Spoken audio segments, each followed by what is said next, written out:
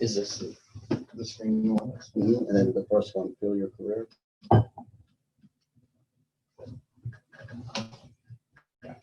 Got it? Okay. There we go. All right, because everybody virtually can see my screen though, correct? Maureen? Can you Yeah, see I can see your screen.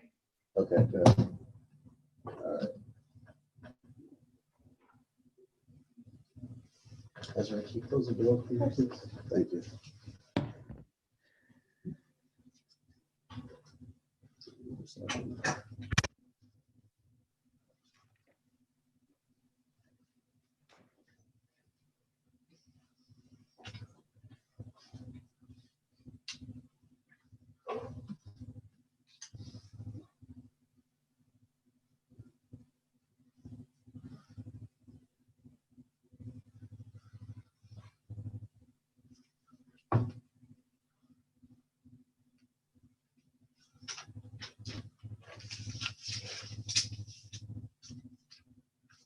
All right, welcome everybody, virtually, and this is the first hybrid Ignite that we did, so this is day one, so sorry for a little bit of time delay, but we usually do it in person all the time, so we try to do both, okay?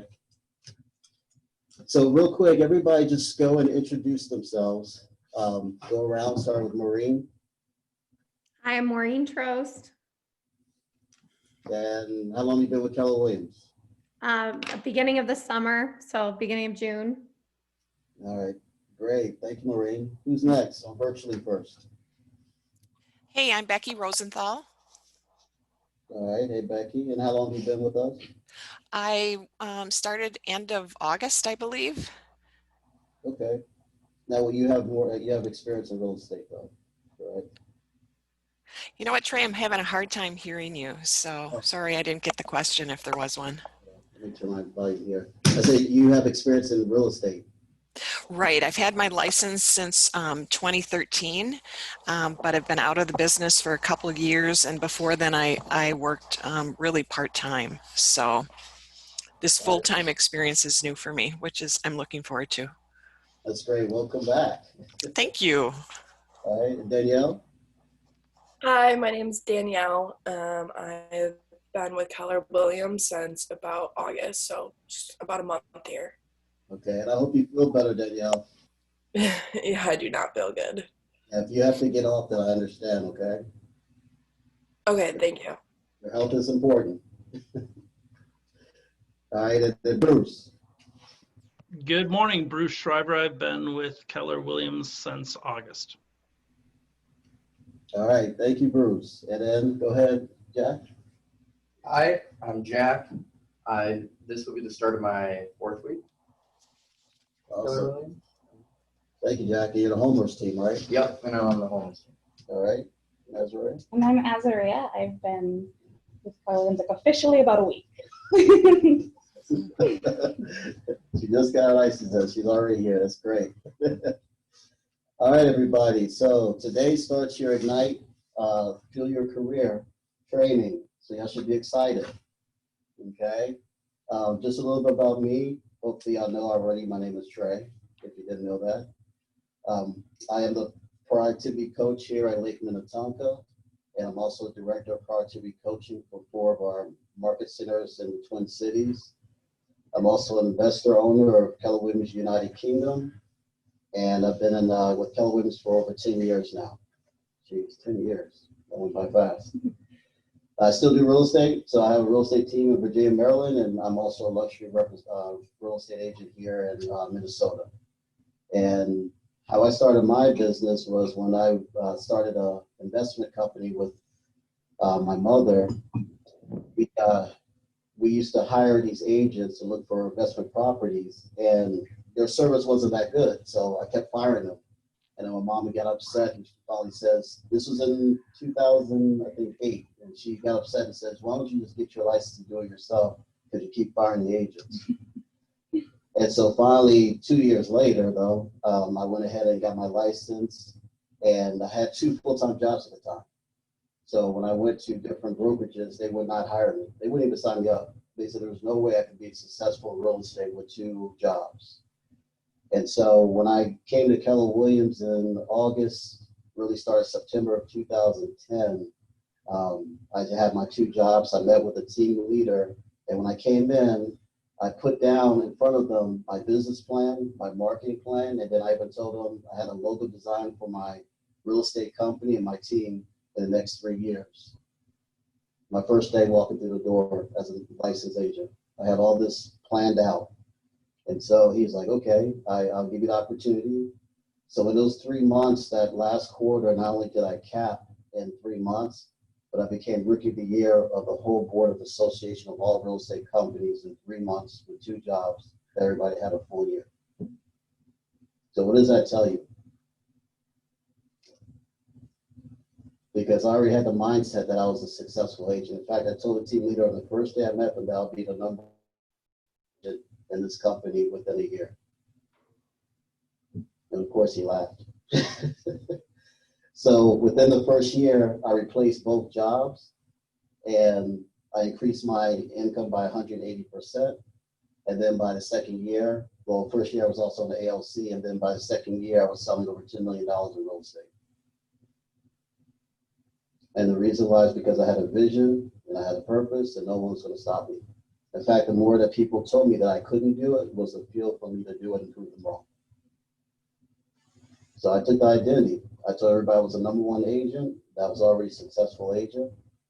Even with jobs, I was like, I'm a successful agent, and that's how I grew my business, this mindset. So today, when we're fueling our career or business, we will be starting with some mindset things. Because what you believe you are, okay? And what you believe you're not, you're not. So which one is it going to be? Are y'all starting a career knowing that you're business owners now, you're real estate agents, and you're going to be the successful real estate agents with a successful business? Or are you here to try out real estate? So I'm going to ask everybody that. Jack, which one are you? I'm here to run a successful real estate business. Great, it's good to meet you. Thank you, Jack. Azariah. I'm here to run the most successful real estate business. Good, I'm glad to meet you, Azariah. What about Maureen? I'm here to run a successful real estate business. All right, great. It's nice meeting you, Maureen. What about Danielle? Actually, Danielle, you're not feeling good. I know that. No, I'm sorry. I was trying to get it on mute. I'm just trying to learn everything I can and take everything in just to be the best and help Ryan with his team keep moving forward. You are the best. There you go. And Becky. Grow a successful business. Laura, what about Bruce? I'm going to apply my skills from the home ownership I've had in the past and continue to grow my career in real estate. All right, but are you going to have a successful real estate business? Successful career in real estate. Yes, let me clarify. So right there. All right, training's over. Let's go. That's all you needed. Okay. So Ignite is a training program designed to equip participants with essentials to build a successful real estate business. So the first 2 weeks of Ignite, you're going to have some mindset, learning how to lead gen, learning how to find your business, learning the different sources, scripts, dialogues. This is probably going to be in the next 2 weeks. All the information and training that you'll have will be focused on that, okay? How many people have read the MRA book yet? I have. I started reading it. I'm not finished yet. I'm a little halfway through it. Okay, Jack? MRA book? Have you gotten one? No. Okay, so if you haven't gotten one, please ask for one. The MRA book is basically your playbook for a successful real estate business, okay? It's what Gary Keller wrote, and he interviewed successful mega agent real estate agents to see how they became successful in their business, even all the way down to economic models, to budget models, to lead generation, to building a team. It's all in that red book. It's kind of like our manifesto of the blueprint for a successful business. So if you haven't read it yet, that's going to be part of your homework during Ignite, is to go through the MRA book. If you don't have one, please ask the front desk for one, Jack, okay? All right, so let's start. Let's go to the first page, which is page 3. Is that on 3 on yours, or is it 4 on yours? Just like a table of contents. Or is what's best I use do every day. 4. All right, so let's go to page 4. So here's a secret to being a successful real estate agent. There is no secret. Success leaves clues. So we know exactly what successful agents do every day. Every day, agents do 2 types of activities. I have Miss Becky on the phone, and she says she's having trouble hearing on Zoom. Is anybody else on Zoom that's having any trouble? Can y'all hear me, Maureen, Bruce? Yeah, we can hear you. Yeah, we can hear you just fine. It might be a local problem, unfortunately, for that user. Okay, well, that's what we need to figure out, is if Okay. it's, thank you. Okay. Are you there still?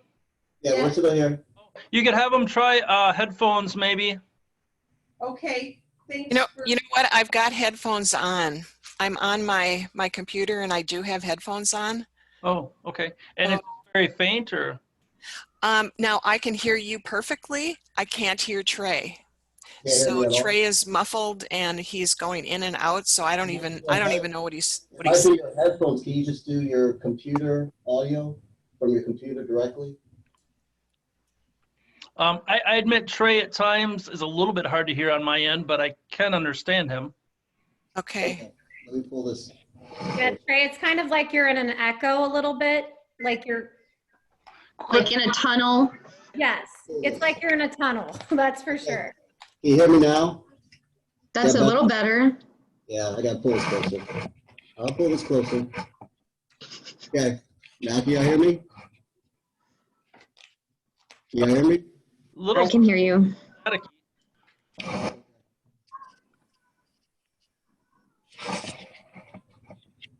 All right, what about now? I I think that's a lot better than what it was. Yeah, that is. All Yep. right, cool.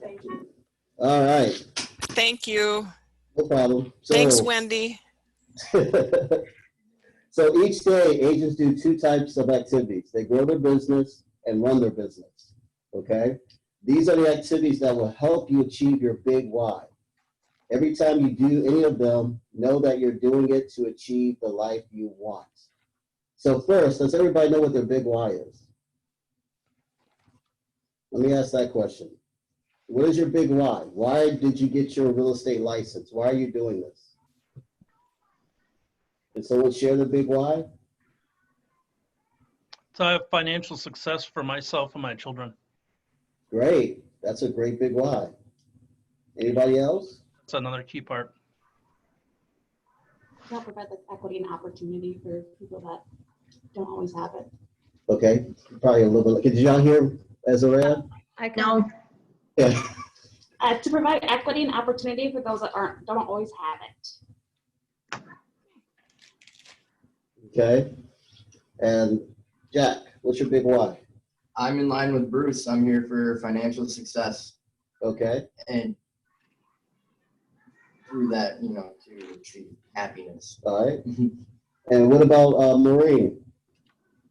I wanted to find a job where I could still balance everything at home with a child with medical needs and be in control of my schedule and in control of how much I take on.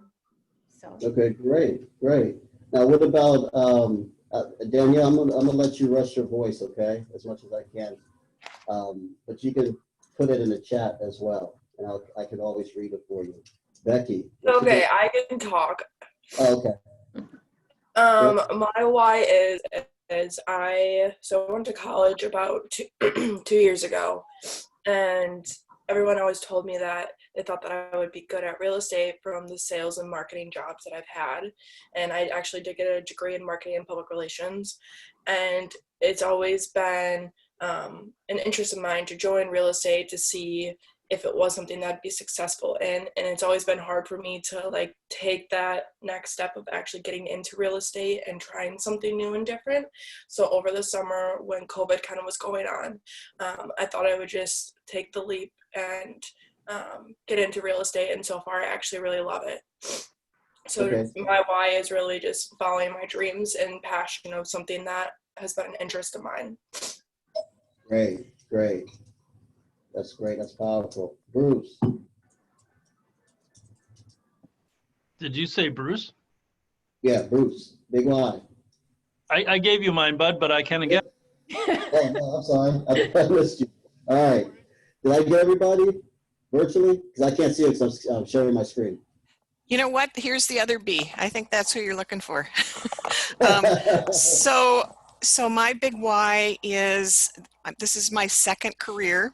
I want to really thinking of my family and where, you know, what we want to do, what are some of the dreams that we have, and I'd like to fulfill some of those. One of the things, my husband and I would like to go to England and do some, I don't know if anybody knows what the canals are about and sailing the boats there. But we'd like to do that. Also, we'd like to go to Norway, which is where my birthright homestead is, and just some big things, you know, purchase an RV, to go RV camping. We love to do that kind of thing. So it's in that realm for me. Plus, I am pretty community based, so I'd really like to get out more in the community, which is difficult right now with COVID, but hopefully that will clear, and so the community piece can enter into the whole game too. Great, great. And Carissa, thank you for joining. Yeah, hi, good morning. What is your big why? My why is I want to start and create a successful family business, and I want financial success for me and to be able to provide for my kids. All right. So y'all gave me all your big whys, right? Now, what's your limiting beliefs? What could be a reason why you wouldn't be able to grow or run a business or achieve your big why? So let's put it out on the table now. What could be things that could stop you from doing that? Fear of failure is a big one. Okay, fear? Fear of what, Bruce? I think that fear of failure or fear of rejection from people, it can be a negative thing in sales and growing businesses in general. Okay, who else? Put it out there. Let's just throw all those limiting beliefs on the table right now. One that I have is being so young and fresh out of college, having enough money, since obviously this is a commission-based job, having enough time and money with trying to have a part-time job on the side, but also having enough money to pursue a real estate career. Okay, all right. So not enough money, time. What else? Anybody else? Limiting beliefs. I know everybody has at least one or something. So mine would be the fear of asking people for something. For example, asking people, you know, hey, who do you know that might help me grow my business? You know, I want to help 30 people in the next year. Who do you know? I have difficulty asking others really for anything. So, and yet it's something that in this business you have to have. Otherwise, you might as well exit the door, I think.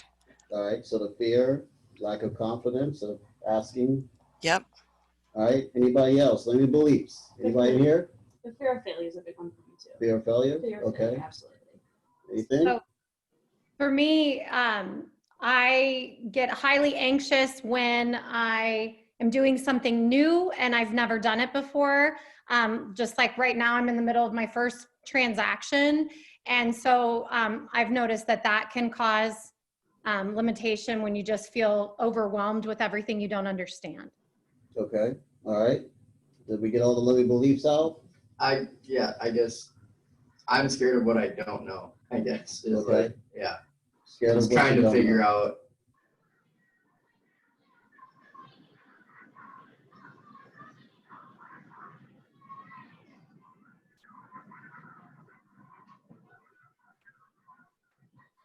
Hello? What happened? Can anybody else hear him? I I can't hear him. I can hear you, Carissa. think we lost Trey. It just froze for me, his video and lost, audio. yeah, I lost the Zoom room too. The only person I see on the screen is Carissa, and I see I see Trey's computer up.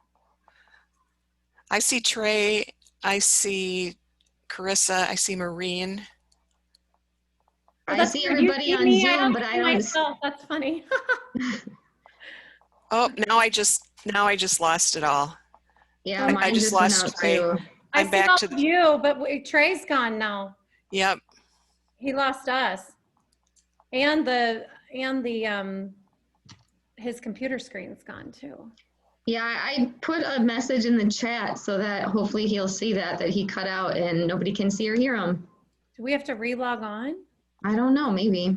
Let's see. Well, we should be logged in right now because we can see each other, right? Oh, here comes, I see Trey. Here he Just- comes. Wait, I just see his name though. Yeah, There he is. All right. we lost connection in here, so I apologize about that. Okay, Can y'all still see my screen or no?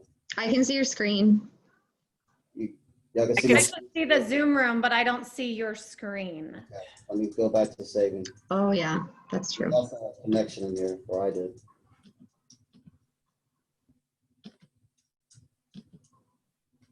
Let's see. Hold on. Okay. Oh my gosh. The light is like glaring here.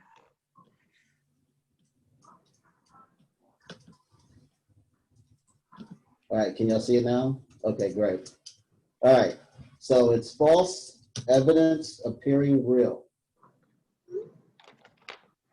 False evidence appearing real. That's what fear means.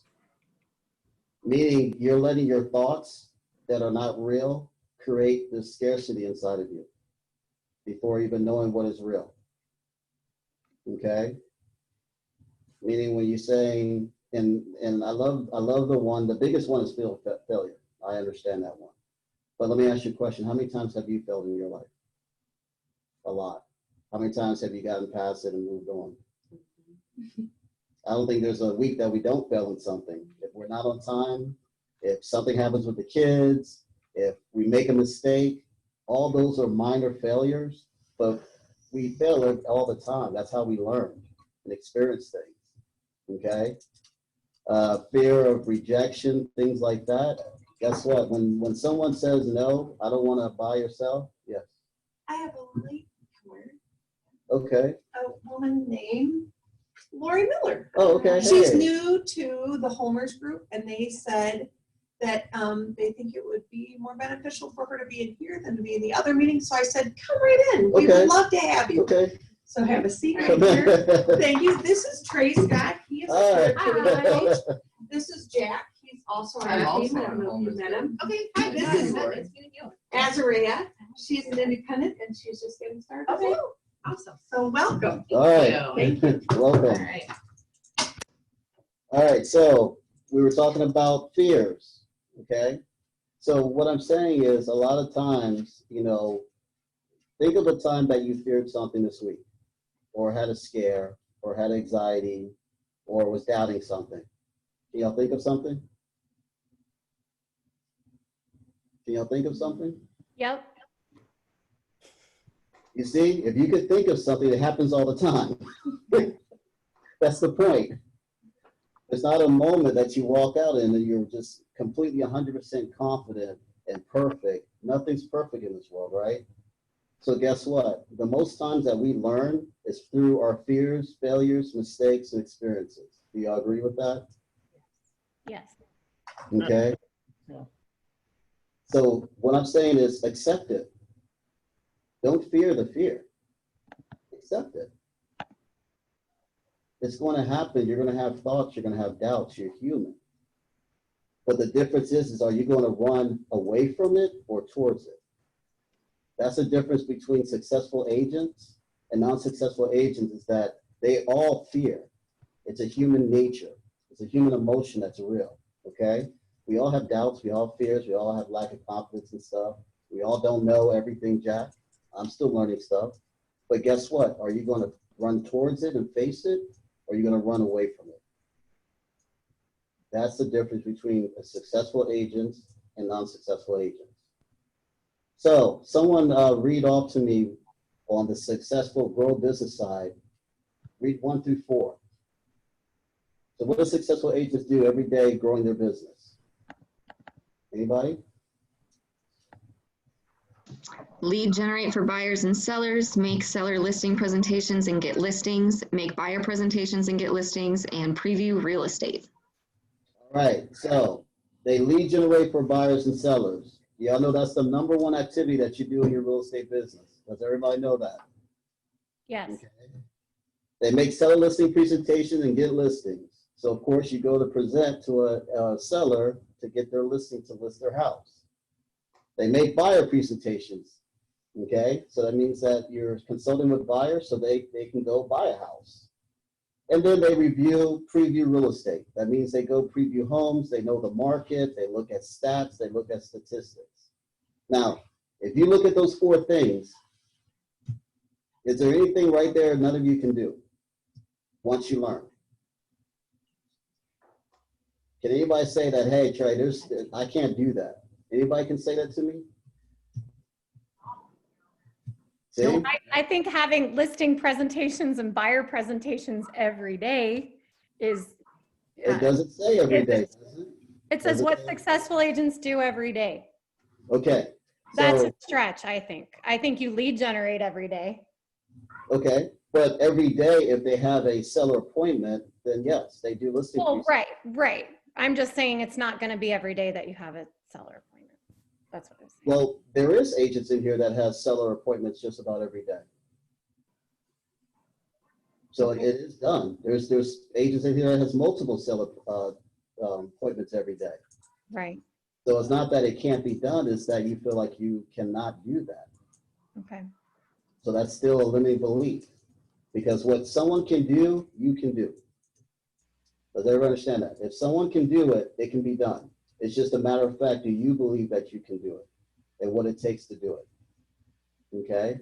Now on the run business side, number 1, market sellers listings. So in order to sell a house, you have to promote and market on different platforms, internet, to buyers. Number 2, show buyers houses. So if you have a car, you're showing people houses. Number 3, negotiate contracts. So when they make offers or you receive offers, you're in a negotiation. Okay? Number 4, transaction management to closing. So that's basically once you're under contract, it's all going through the terms of the contract until you close with that buyer or seller. Number 5, vendor management. So what vendor management means is just your contractors, your home inspectors, title company, those things, who you work with, who's a part of your team. Number 6, set goals. Now that's the first thing that we do is set goals. Okay, you have to know where you're going. Number 7, compliance risk management. Compliance risk management is really done by our broker. So when you upload those forms and contracts, he usually goes through and makes sure that you are compliant. Attend training and get coaching. Look what you're doing today. Look at that. You're getting training, coaching. And number 9, the most important one in business and personal is manage money. Now, when you look at running business, is there anything in there that you see that you cannot do? No. No. This is what successful agents do. Growing their business and running their business. So does everybody agree that in these things that you can actually do these things once you learn them, right? Jack? Everybody agrees that, right? Okay, so any ahas? Because really on running your business, there's 9 main things, and growing your business, there's 4 main things. So do we have any ahas or takeaways from this?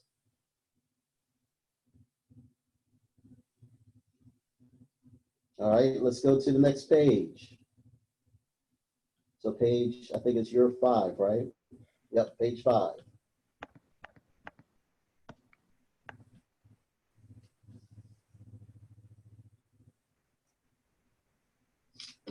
So what we're in is we're called what is spark, okay? And Gary Keller, he writes the MRA book, also the president of Keller Williams. Nothing else about your business will have a big impact as the number of leads you have. Now, what is a lead? Someone tell me what a lead is to them.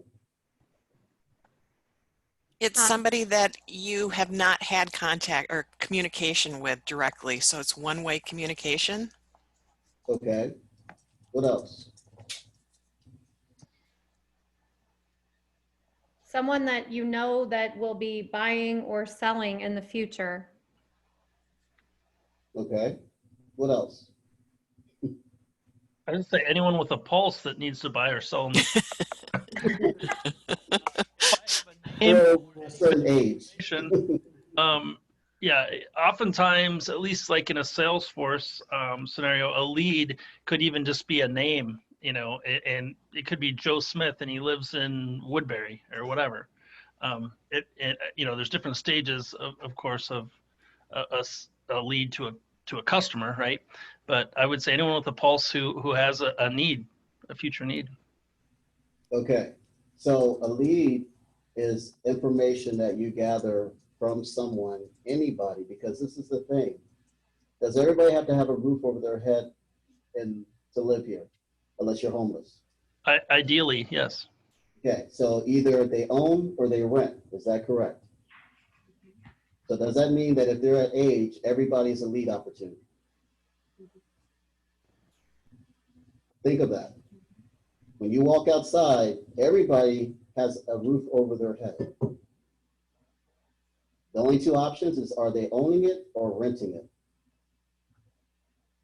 So that means that everybody is a lead. Every name, every person that you get, every referral, unless they're under the age 18, is a lead. Now, I know someone said about conversation, that's the difference of contact. So the difference of contact is when you have a specific conversation to them. But a lead is name and information. So does everybody know the difference now what a lead is?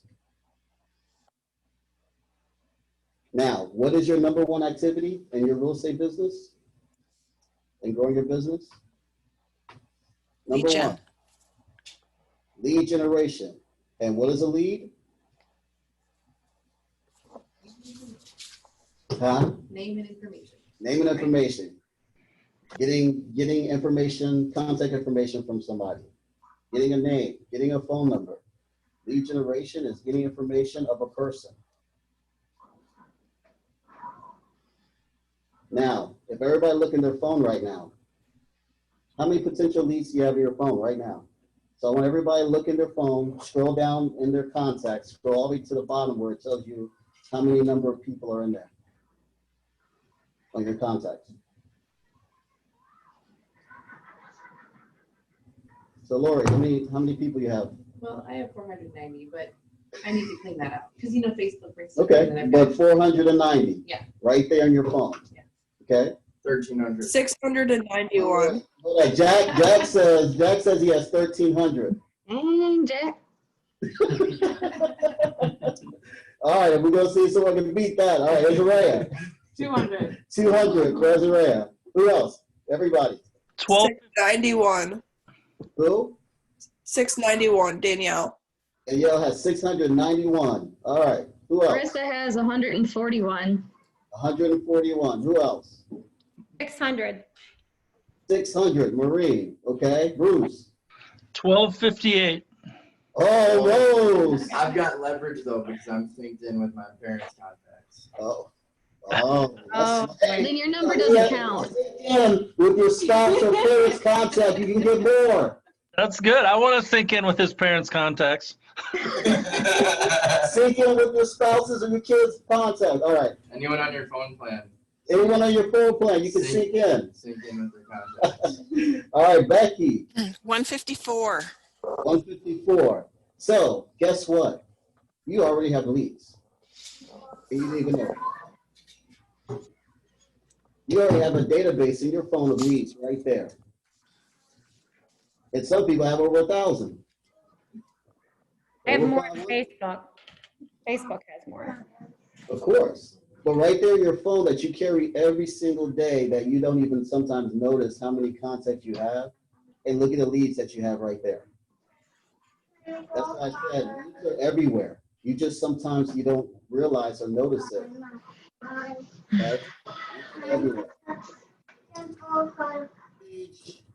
I hear somebody, some kids are. Oh, that's, Page 6. sorry. It's okay. Oh, skip that. All right, page 6. All right, so as you know, Ignite is for 4 weeks, okay?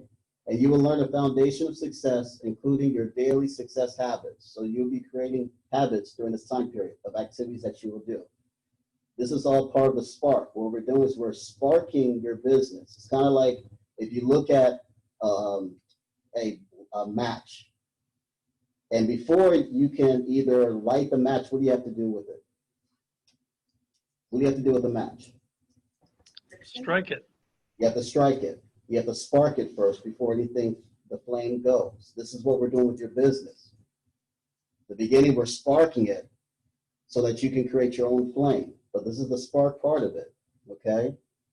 Now, after learning these foundations and developing some successful habits and everything, once you graduate from Ignite, you will be able to continue those habits. You would have built more contacts.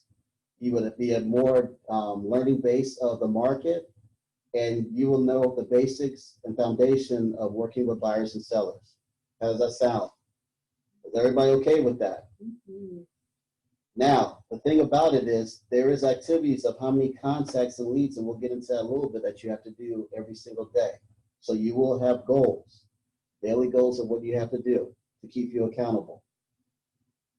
So when you look at on page 6, the whys and hows often generate the spark, and then the elements is the basic, it's all the business basics and the daily success habits.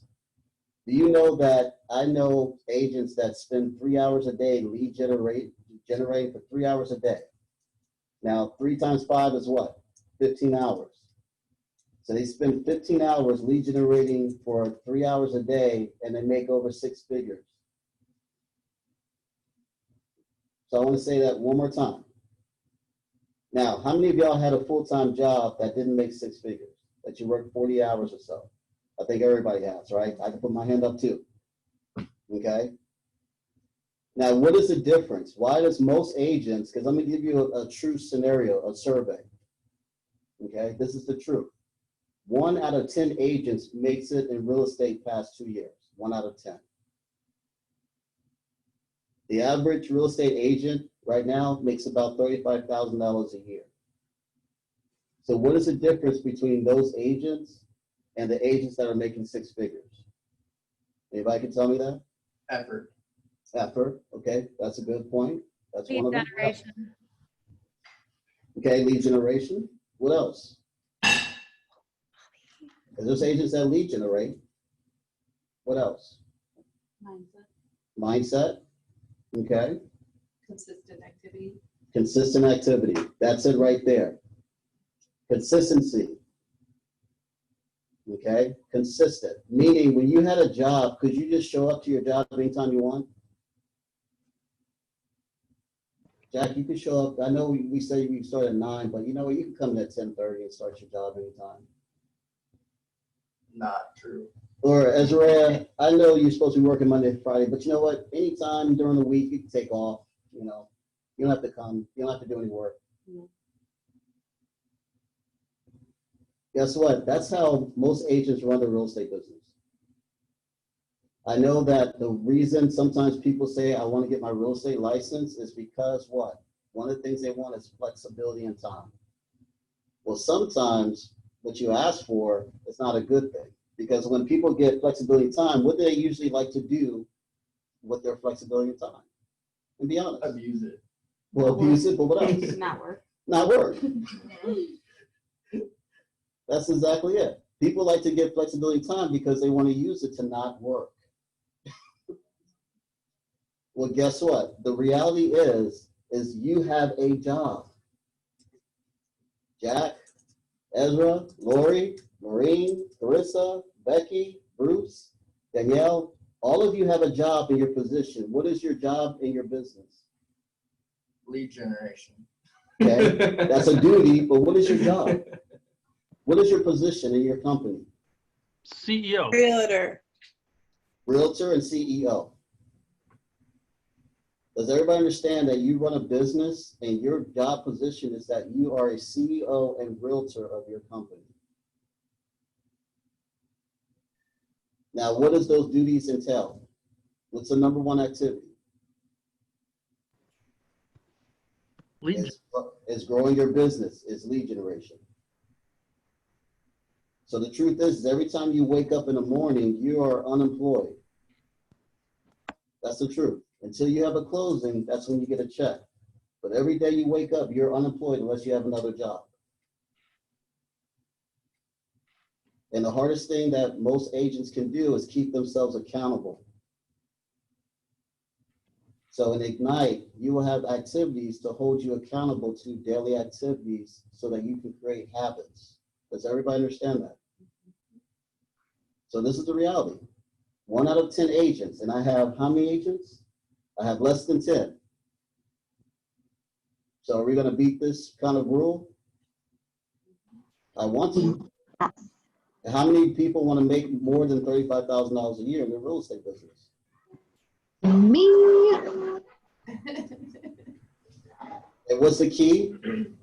It's consistency. Me. It's consistency. All right, let's go to page 7.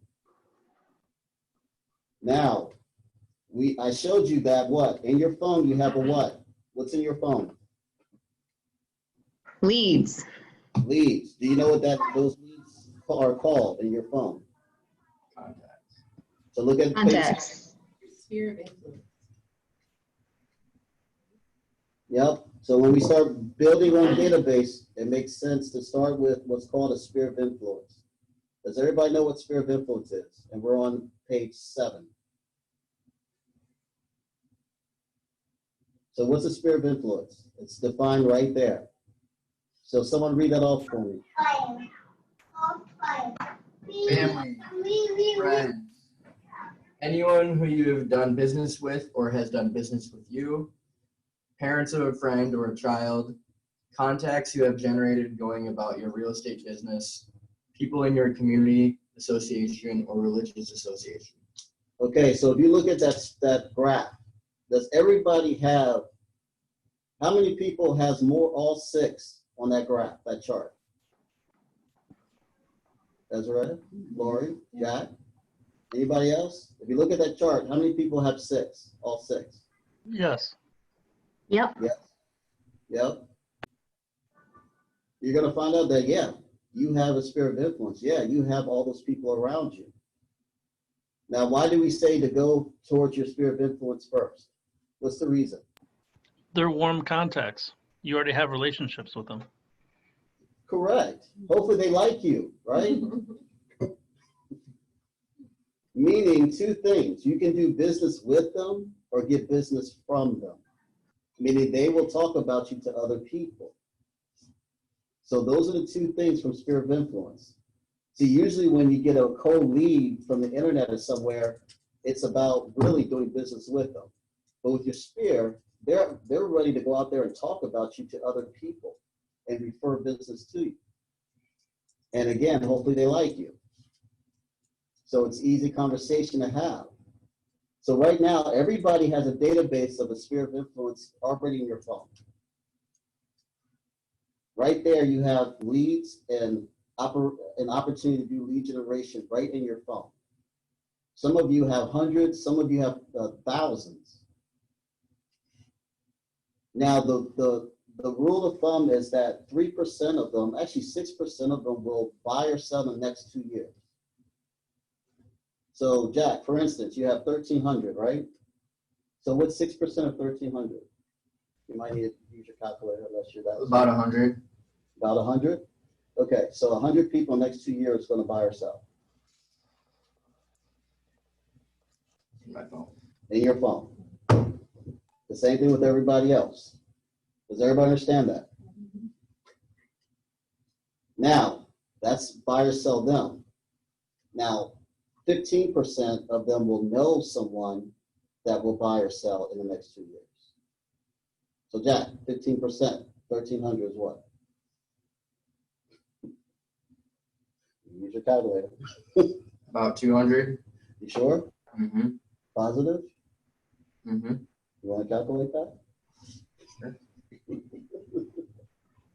What are we calculating? 15% of 1,300? Yeah, 15% of 1,300 is what? 195. Well, 5, yeah. Close. So 195. Now, Jack, would you like 195 transactions in 2 years? Yes. Now let's take the lowest one. At least. Let's take 150. Let's take 150. That 15% is what? 22 and a half people. 22 and a half. 22 and a half people. So right now in your phones, you have at least from 22 people to almost 200 people in your phones, each of you. Is that correct? So when you start lead generating, what do you think you should focus on at first? The sphere of influence, but right there in your hand. Contact us by phone. Right there in your hand, okay? Now, who do you know that is going through a life event that might lead to a move? So right now, is everybody going through a life event? So on Yes. page seven, it's saying that they want you to write down somebody. So I want you to think of someone right now, family, friends, whatever, that is going through a life event right now that you know of. I want you to think of it and write that person down.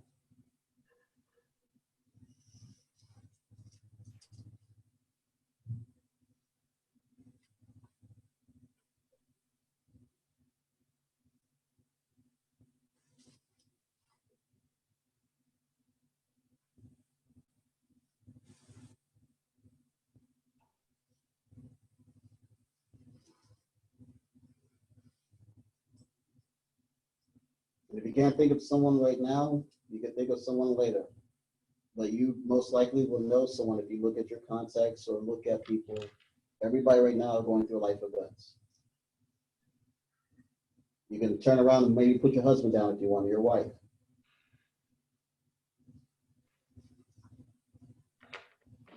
So this is the thing.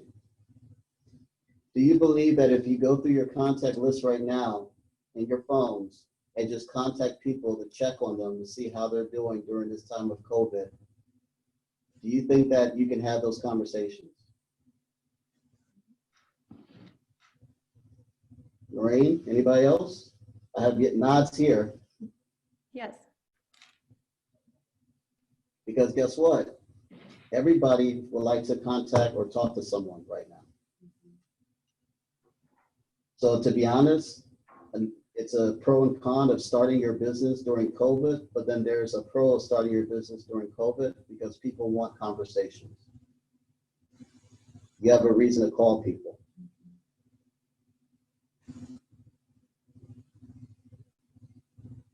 And all it takes is just pick up your phone. And we will do that later. Now, how much does it cost? And this is for Danielle.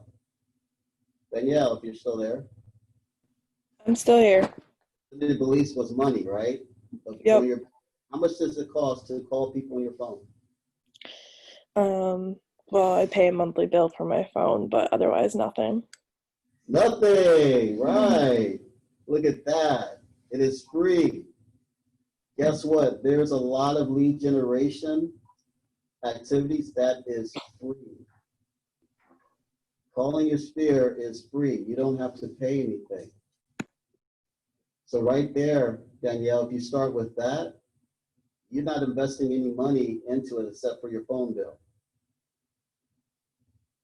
Now, there's a lot of companies and businesses out there in other industries. You cannot grow business that free the way that we can in real estate, or less cost that we can in real estate. So any questions about your sphere of influence and the definition of it? Now, how many people are thinking, well, there's a problem, or I can't call my sphere of influence, or I don't feel comfortable calling people I know? Let me know now. Let's get the Louis beliefs out. Anybody in here? Yeah, half of my contacts, this is Danielle, by the way, are from Wisconsin because that's where I'm originally from. Wisconsin. Well, Yeah. guess what?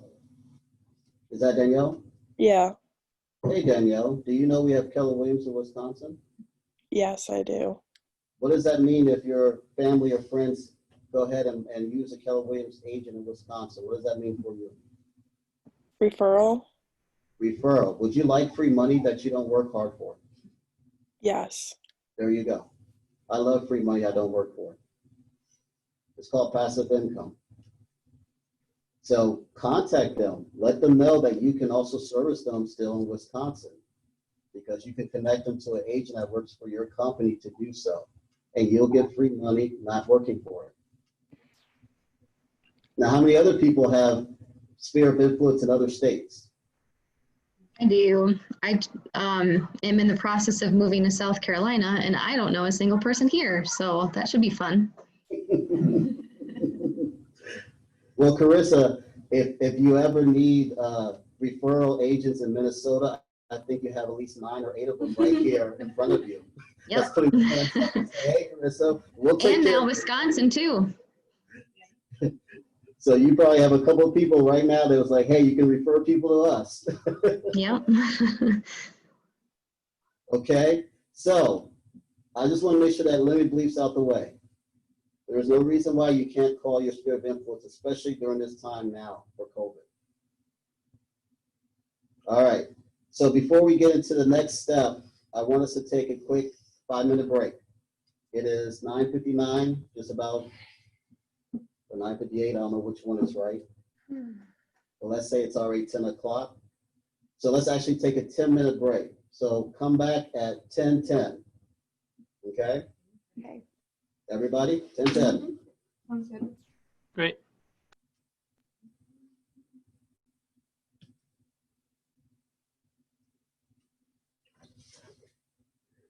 I didn't know we were adding a new team member.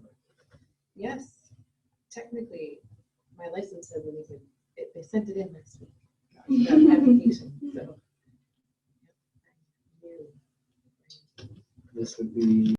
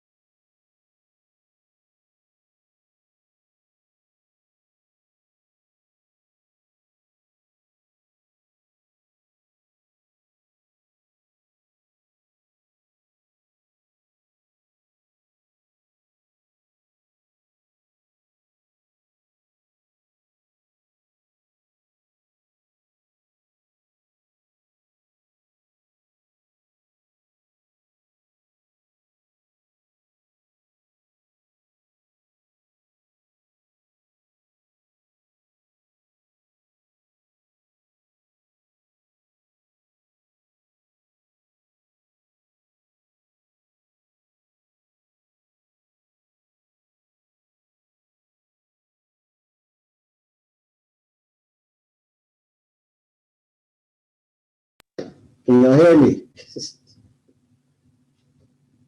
Are they sending maybe though? I can hear you now, Trey. Thank you. We had technical error here. All right. Let me put this back somewhere and put it below here. All right.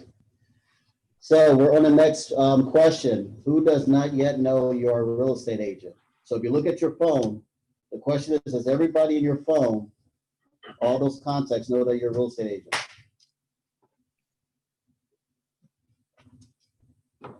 Definitely not. Nope, nope.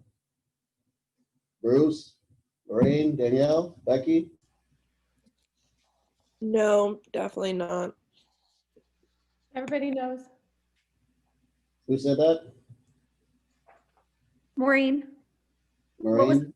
the question was who doesn't know? I said, I think everybody knows.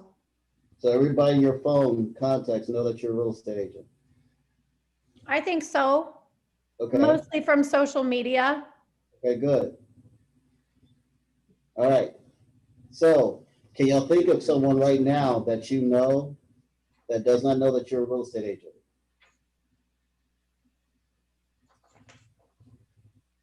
Because if so, you're supposed to write their names down.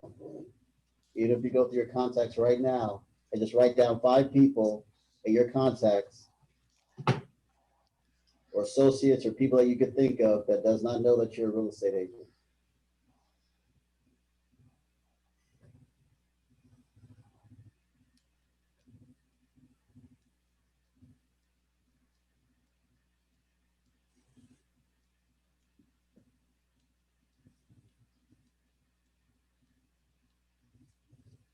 Now, who have you not spoken in the last 2 weeks that's in your contacts? That's in your phone.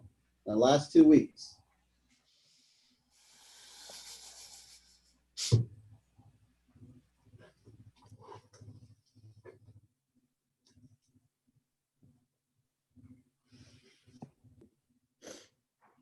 I mean, sometimes we have relatives that we haven't spoken to in about months or a month or so.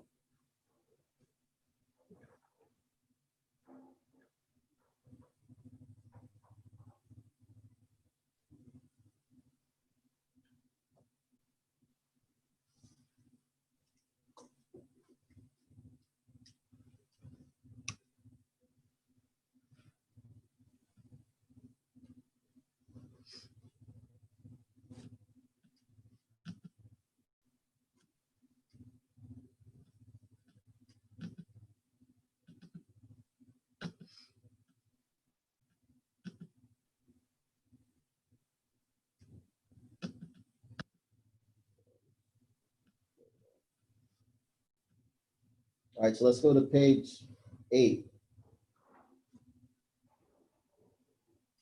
Y'all see the wavy lines? Okay, so the wavy lines, this is to stay in touch with your sphere.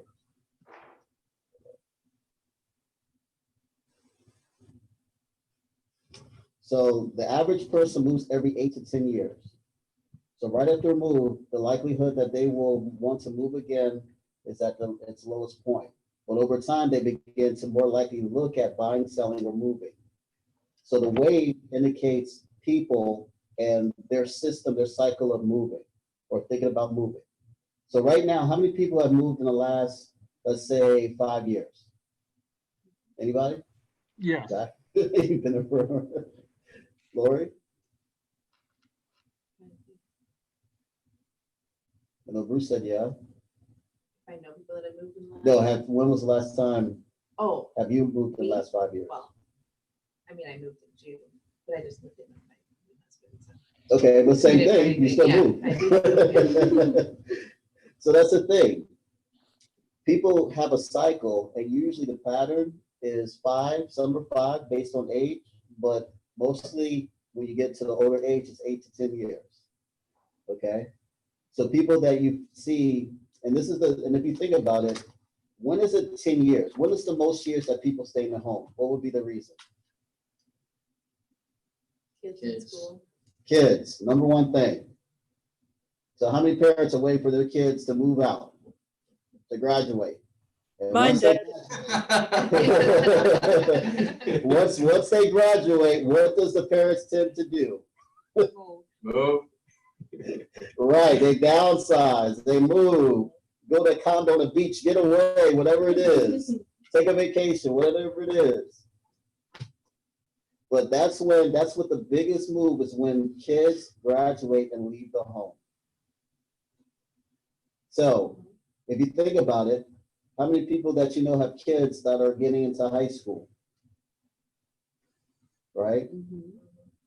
Even the younger kids, but kids are getting to high school. It's time to have a conversation right now because their cycle is coming.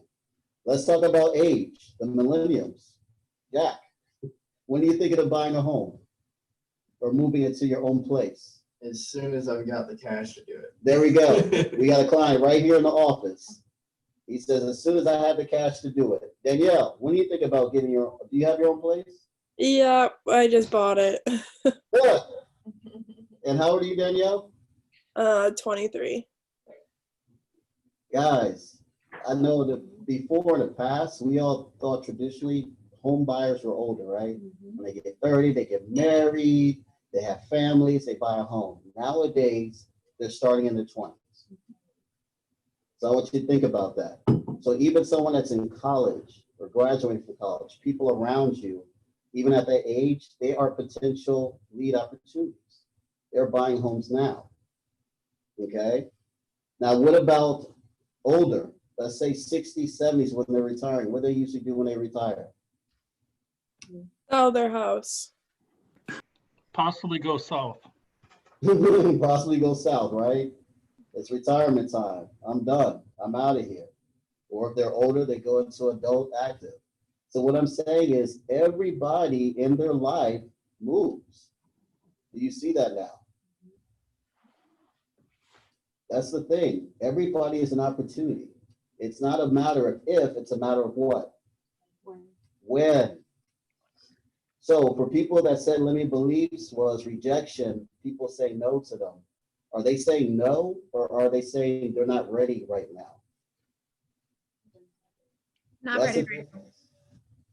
So even if someone called, if you called someone right now and you ask them, they're thinking about buying a home and they say no, that is not rejection, everybody. That just means they are not ready right now. Same thing with sellers. If you ask them and they says, no, I'm not thinking about selling my home right now. That is not a rejection. It is, I'm not ready to sell my house right now. So let's take the no's out of rejection. There is no rejection in real estate. It's about when they are ready. And when they say no, it just means they're not ready. So does that clear up that limiting belief or fear? So the wave, if you look at the wave, we're on the wave right now, people in your sphere. If you look at your contacts, your phone, you can put 5 to 7 people from your sphere on this wave below, meaning based on age, meaning based on life circumstance. What about if someone was engaged and they're about to get married? Most of the time, they will what? Buy a house, move in together, but there is a change of home living. Is that correct? Okay. So what I'm saying is everybody, based on their age and the circumstance in their life, they end up moving. I don't really know one person that spent all their childhood years to the elder years in the same house, do you? So how do you stay top of mind throughout this cycle? So if you have all these people thinking about moving or selling, going through this wave in their lifetime, the question is, and I want to hear people's response, how do you stay on top of mind through the cycle? How do you stay on their mind when they're ready or they're thinking about buying or selling? Regular communication and marketing. Good. Yeah, just keep in contact with them. Okay, what else? I think like nurturing that relationship, right? Nurturing the relationship is what Azariah said. What else?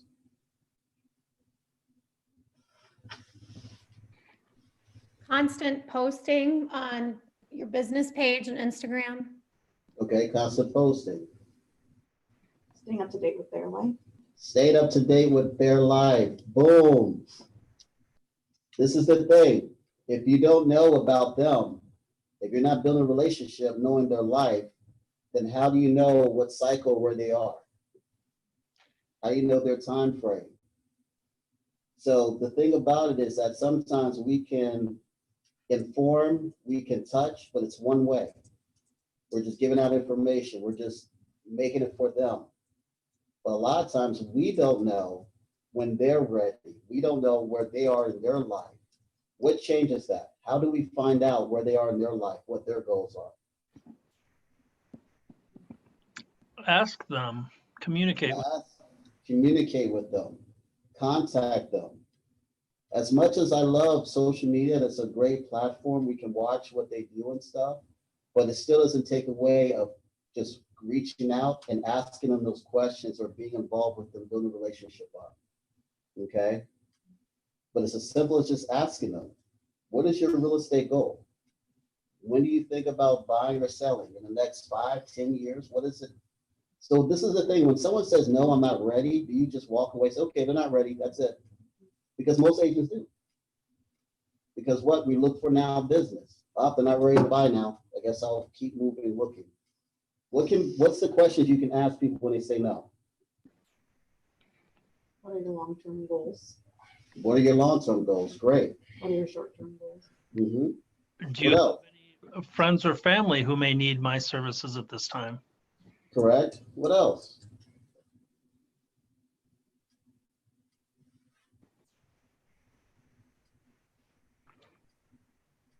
What else can you be asking or talking about? Is there anything I can do to help you improve your business, whatever it is? You know, if you can find a mutual ground, let's say they're in whatever, they're manufacturing of widgets or whatever, you know, talk to them about that. Maybe you know someone you can network them to as well. Correct. And Maureen, you're good at something. You're good at talking and asking about family and kids. Right. Yeah. Right? Right. So there's so much that you can be involved and build a relationship, and you'll find out when. You will find out when. The biggest thing, even with kids, I mean, they will say, hey, we're going to be out of here in this community once my son graduates from high school in 2 years. So guess what? You're going to write that down, and you're going to keep touching with them. And right when it's time for graduation, be at that graduation party. You're like, okay, he graduated. What's next? Just like that. But do you see that even in your context, these conversations, how powerful they can be and how much they can build your business and grow your business? Does everybody see that? Yes. One thing I feel like I'm sorry, can I ask? Yeah, go ahead. That I feel like I've witnessed in the past is how disingenuous people can be. Okay. In this kind of, in that relationship piece, right? It's like they only know your kids are graduating, so I'm gonna reach out, but up till then I don't really nurture that relationship or talk. So I think that piece for me, kind of that balance, right, of a very genuine relationship without being overbearing, but also like caring. Yeah, so, you know, it's consistent. So this is a thing. You're in a business of not just selling, because I'm gonna be honest, you're not really a salesperson, because none of y'all can pull a house out of your pocket right now and sell it to me. Is that correct? Okay. So you're service providers. You're here to help families. In order to help and provide a service to families, you have to get to do what? You have to get to know them, be involved with them, and care about them. So get to know them, be involved with them, and the biggest one is care about them. Because if it turns around and it's you, that's the client, and someone doesn't show that they have interest, they're not getting to know you or care about you and your family, would you do business with them? Would you trust them with your family and to make that decision? If they're not connecting and building a relationship, beginning to know you, would you be okay of them believing that they know your needs and what's best for you and your family?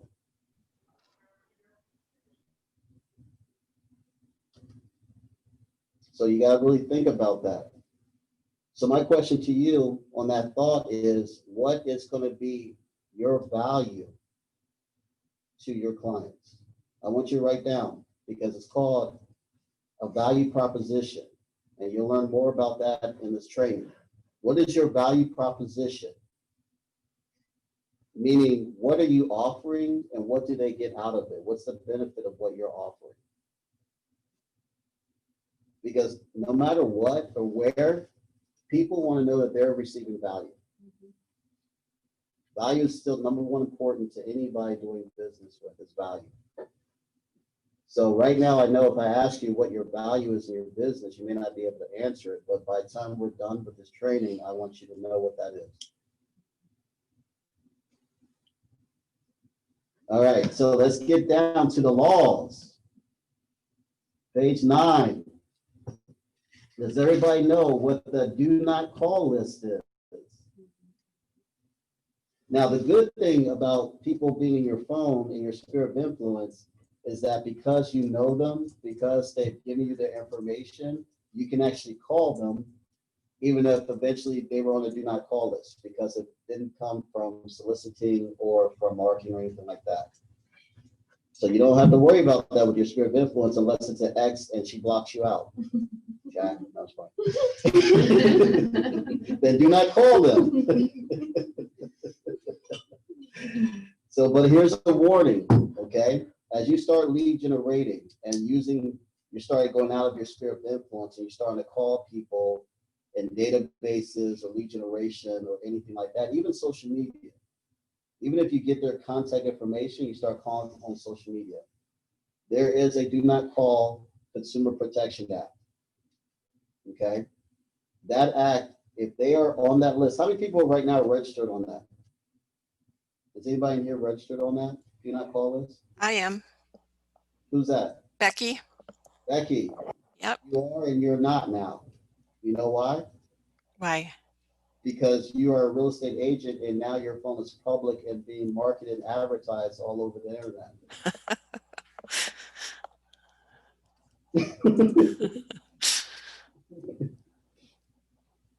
Okay. So just let you know that, because I found that out myself. All right. So you will get fined. You can get fined up to $1,500 for violating the do not call list. And you can actually go to the not call registry under the Federal Trade Commission and see who's on a do not call. If you use systems nowadays, they will let you know who's not on the do not call list.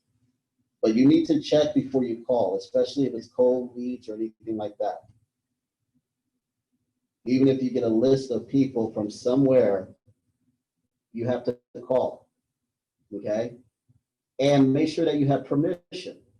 So I know that we can get contact information and create leads, but the first thing I always ask is you always ask permission to contact them or to send them information. That's the best way to do it. Because once you get the permission, it doesn't matter if they're not. If you have a permission, you can call them. So does everybody know what the do not call list is? So for example, my older brother is getting married this coming June. Okay. He obviously has a registry.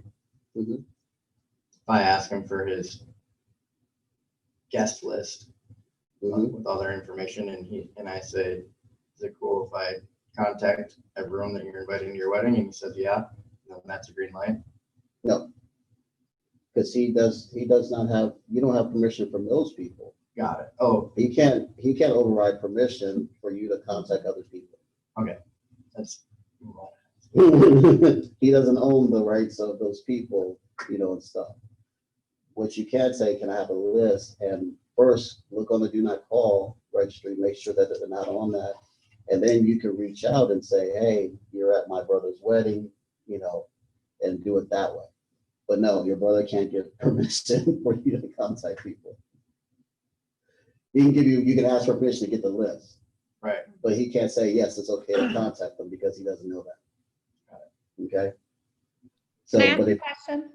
Yes, go ahead, Maureen. So if someone is on the do not call list and you're not aware of it and they're friends or family and they're in your sphere of influence and you're calling and making a care call, does that count as a violation of the do not call list if it's a care call? You said that they're a sphere of influence and they're your contacts, right? Right. But if you didn't know if they happen to be on the registry or not, you're reaching out to them as a care call because they're in your sphere of influence. Right, because you already know them, so that doesn't count. It's when It doesn't you count. Okay, that's what I wanted to make sure. met All right. and you're reaching out to people. Yes. Okay. Okay. That's why it's always best just to ask them when you're getting information. Just ask them, hey, do you mind if I reach out to you or send you information? If they say yes, then you got their permission. Okay. Okay. Mm-hmm. So I just want to make sure that we're all aware of this because you can get fined. Let's go to page 10. Here we go. Let's start with scripts. What do we say to our sphere of influence? So this is what's called a Ford script. Does everybody see it on page 9? Okay, so Ford, this is a method of scripting that's very, very effective, especially during COVID. So Ford stands for, the F stands for family, the O stands for occupation, the R stands for recreation, and D stands for dreams. Okay? And this is one of the scripts that we're going to practice using. That's very important when it comes to your sphere of influence and during this time right now. Let's see. So the one thing that I like about the Ford, and in fact, Ezra, you made a good case, is genuine. Ford is based on authenticity, okay? Because what you're doing is you're asking about their family, you're asking about their occupation, you're asking about any recreation, and you're asking about their dreams and goals. Now, I don't know if you've read other scripts, but there's not that many scripts that are like that, to be honest, right? Before this, we had, oh, do you know anybody who wants to buy or sell real estate? That was like the main script. Now they decided that it's time to build a relationship and show care. And this script is very, very powerful, and it's easy to use because it's who we are, to service people, okay? So when it comes to the Ford script, this is the thing, okay? Be authentic. That's it. You're ready to do script. So I want someone to read the first sentence at the top. This is a difficult one, I know. Very difficult. Hello, this is Lori. How have you been? Lori said, hello, this is Lori. How you been? I know that's so hard and difficult for people. That's a hard script to remember, isn't it? Is that easy to start out? No. Okay, so the 4 options is F. What's the first thing that you ask about? Family. Family. How's your family? So Lori, how's your family? Not too bad. 4 boys.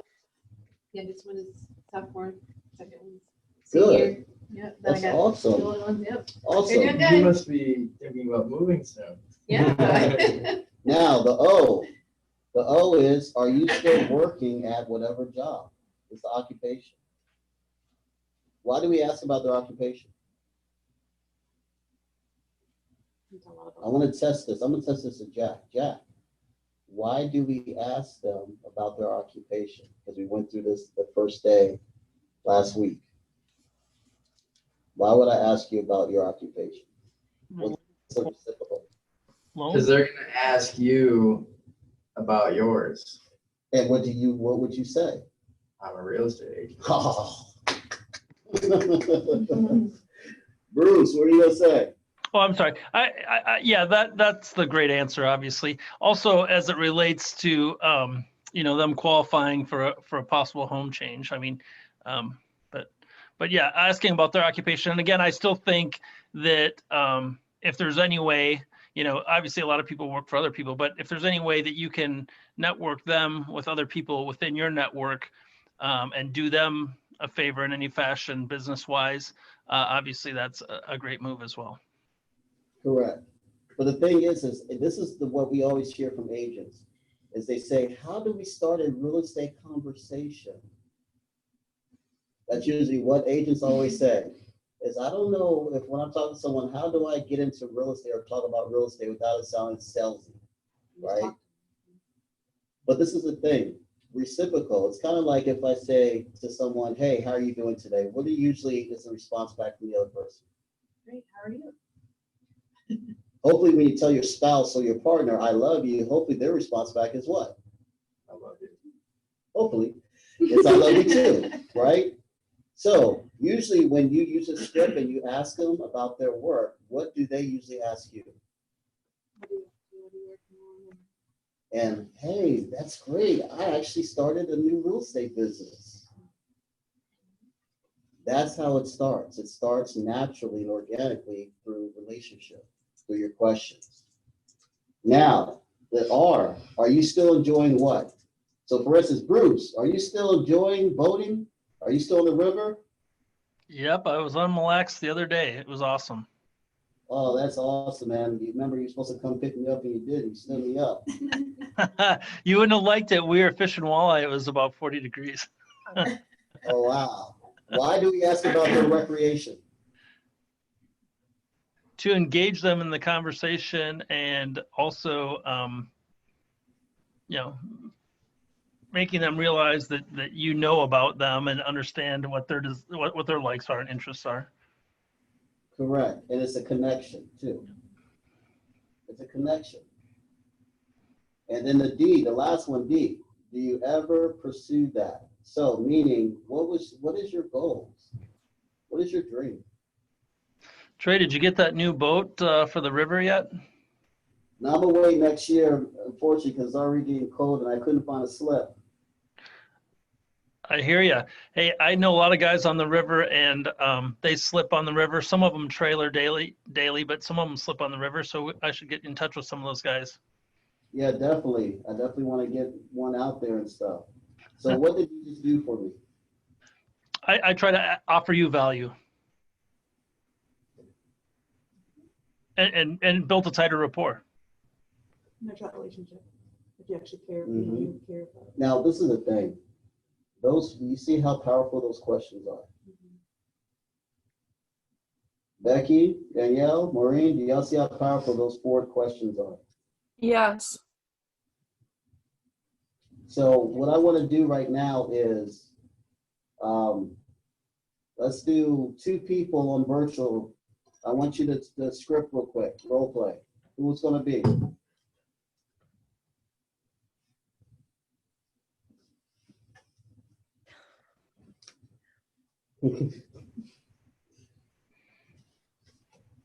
I'll do it. I would say I'll talk to them. Bruce and Maureen? Sure. All right. So first, I just want to do the 4 questions. So whoever wants to start out, start with hello and talk about those 4 questions. Do you want me to call you, Maureen? Sure. Okay. Hey, Maureen, Bruce calling. How have you been? Great. How are you doing? I'm doing well. How's the family and how's the hockey going?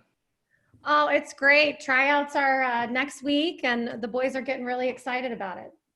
Sure. How's your real estate business going? Well, so I got my first listing, and it sold in under 24 hours, so pretty excited. Congrats, rock star. Thank you. Yeah. Are you still following the Wild? I know you're a hockey fan at your kids' sports, and I think you follow the Wild some as well. I know it's been a tough season with them out of the playoffs. Yeah, that's right. I think we're going to have to miss our big JDRF night at the Wild this year because of COVID. But, you know, we can always watch things on TV. Oh, right. The juvenile diabetes event that you have every year? Yes. Yeah. Yes, for my son. Right. Yep. Excellent. All right. What else is going on? I don't know. Not a whole lot. Just trying to, balance everything, balance home and work, and just staying on top of everything. How have you been? I'm doing great. I also have a new real estate career that I'm very excited about. So that's wonderful. Great. Bruce, real quick. Now I want you to read the script below the D. Oh, sure. Yep. Okay, great. I appreciate it. I'm calling to share that I'm now a real estate agent with Keller Williams Realty. I thought of you because I knew you'd be someone to help me grow my business, especially since you know my track record and commitment to doing things the very best. I'd like to, Oh, if go ahead. you're interested, I would like to share a free app with you that allows you to see homes in your area. It's easy to check what's for sale, what price your street, what price on your street in your neighborhood or any place in the US and Canada. I can send you a text link. Does that sound good? Sounds great. I'd love to see the app. Great. Others have found great value in it. I'd also like to offer a real estate update on your neighborhood. You can also add additional neighborhoods you may be interested in and even customize how often you receive the update. All I need is your current address and email, and you'll start receiving it right away. Do you mind sharing this information with me? Sure. So it's maureentrost@kw.com. Great, thanks. I need your current street address as well in order to put give you some of the value about your current neighborhood. Okay, so it's 5849 Sunnybrook Lane. Great, I'll add that information and you'll start receiving those. I'm building my business on people I know and the people that they know. Do you know of anyone from work or your neighborhood or a group you belong to who's thinking about buying or selling a home or investing in real estate in the near future? Yes, I know a lot of people.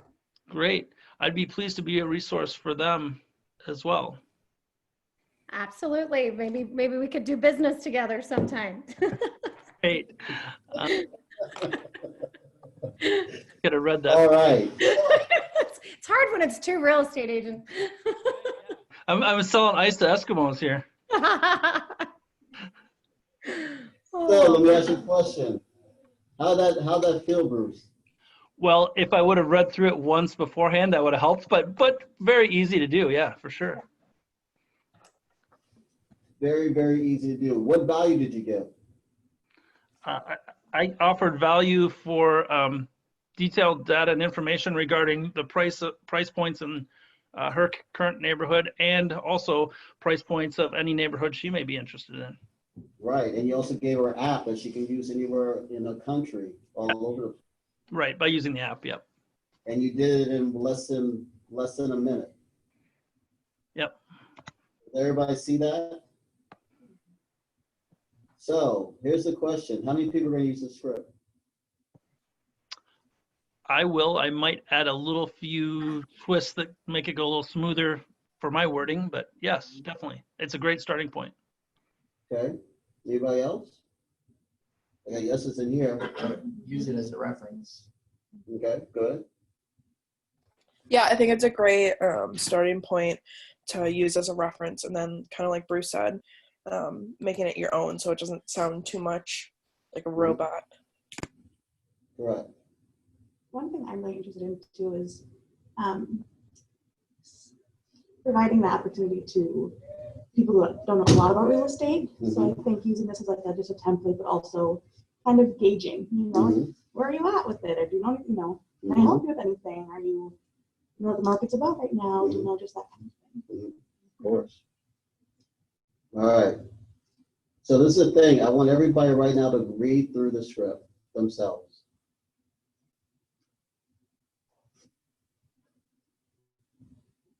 We give everybody 5 minutes to read through the script.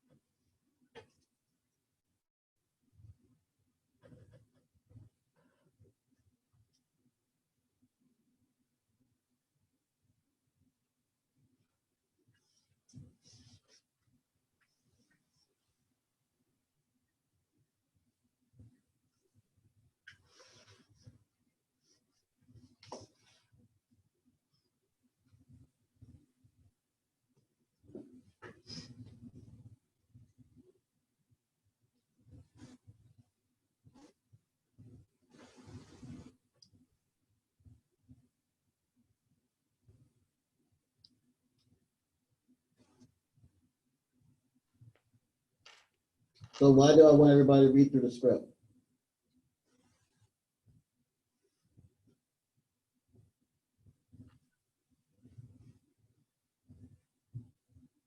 To get comfortable with it. Get comfortable, why? What's the reason? What do you think you're gonna do with your context, your sphere of influence? You're gonna Because the use more this- comfortable you are with the script, the more comfortable you'll be with the your sphere of influence. Correct. And this is the script that I will want you to use when you're calling the people in your phones and your sphere of influence, okay? So that's the reason why. So even after today's class, I want you to keep reading, and if you want to modify it the way you want to, but as you're making calls, I really want you to focus on using that script, okay? All right, let's turn to page 11, the tools.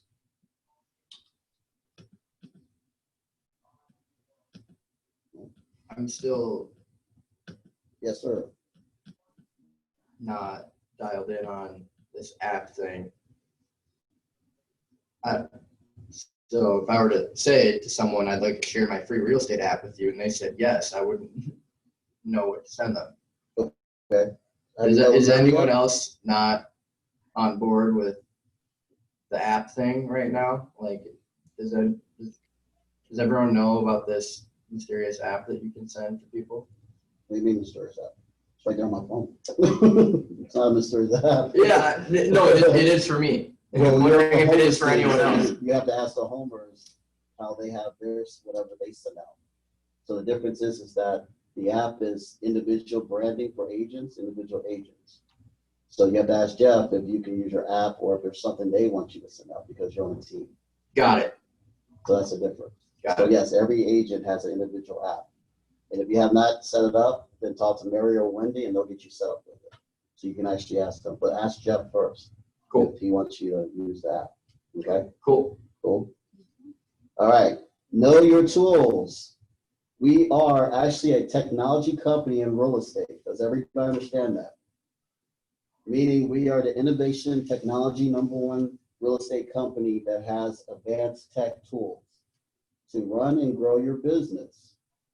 So I want you to learn your tools. What's the first main tool for your business? Does anybody know what the name of it is?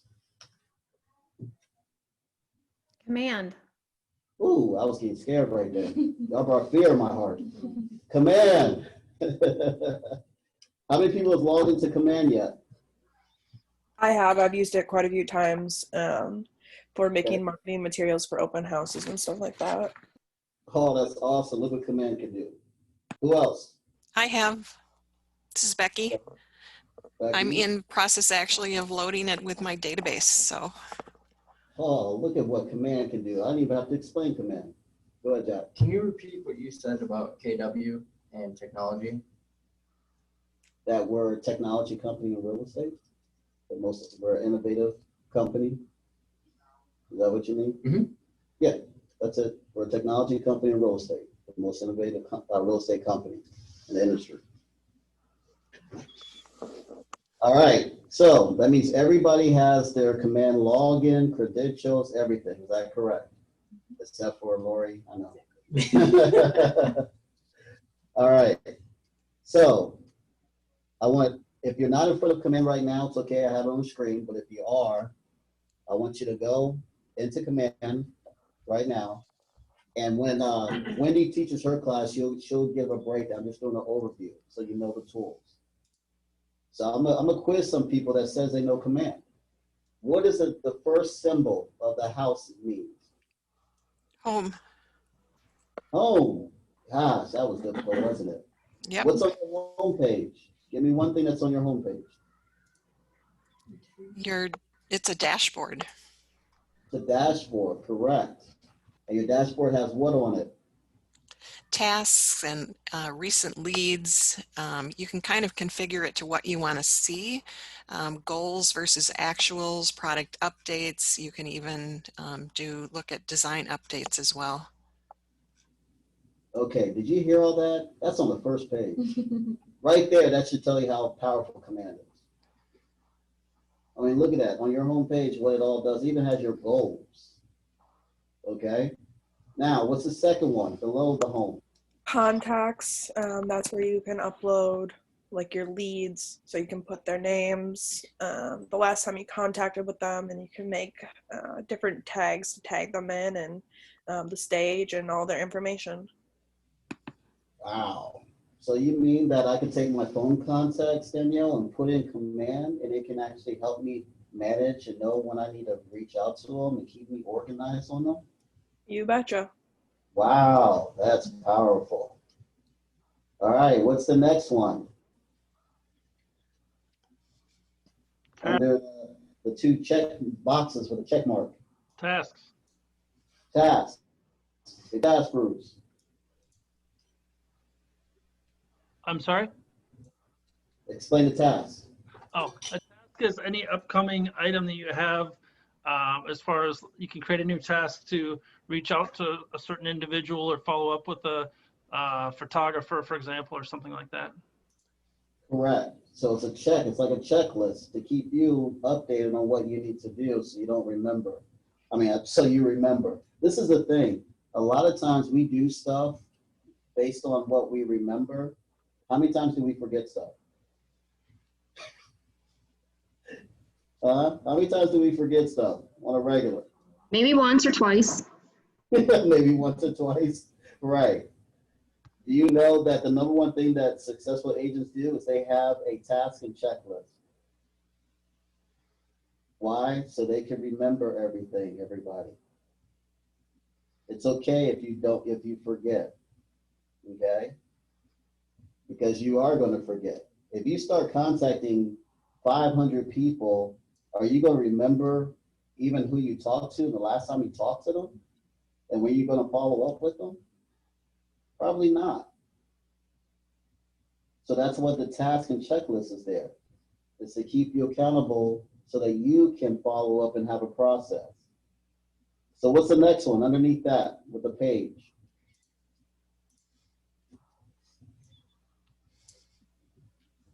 Is it smart plans? Smart plan. You said, is it smart plan? Do you know for sure? I don't know for sure because I always do that through my contacts. I always go onto my contacts and sign them up for smart plans. Okay. But is that what that is? Yep. So anybody on command right now? Yes, that is it. Yes, I am. So what is it? Yes, smart plans. You're correct, Marie. Good, because you were just thinking, I don't know if it is, but I'm just going to say it, Marie. So what is a smart plan? So I started going into my database, my contacts, and I set up anyone I had a home address for and an email, and I set them up on the smart plan that's the neighborhood watch, where you could get updates automatically about what's going on in real estate in your neighborhood.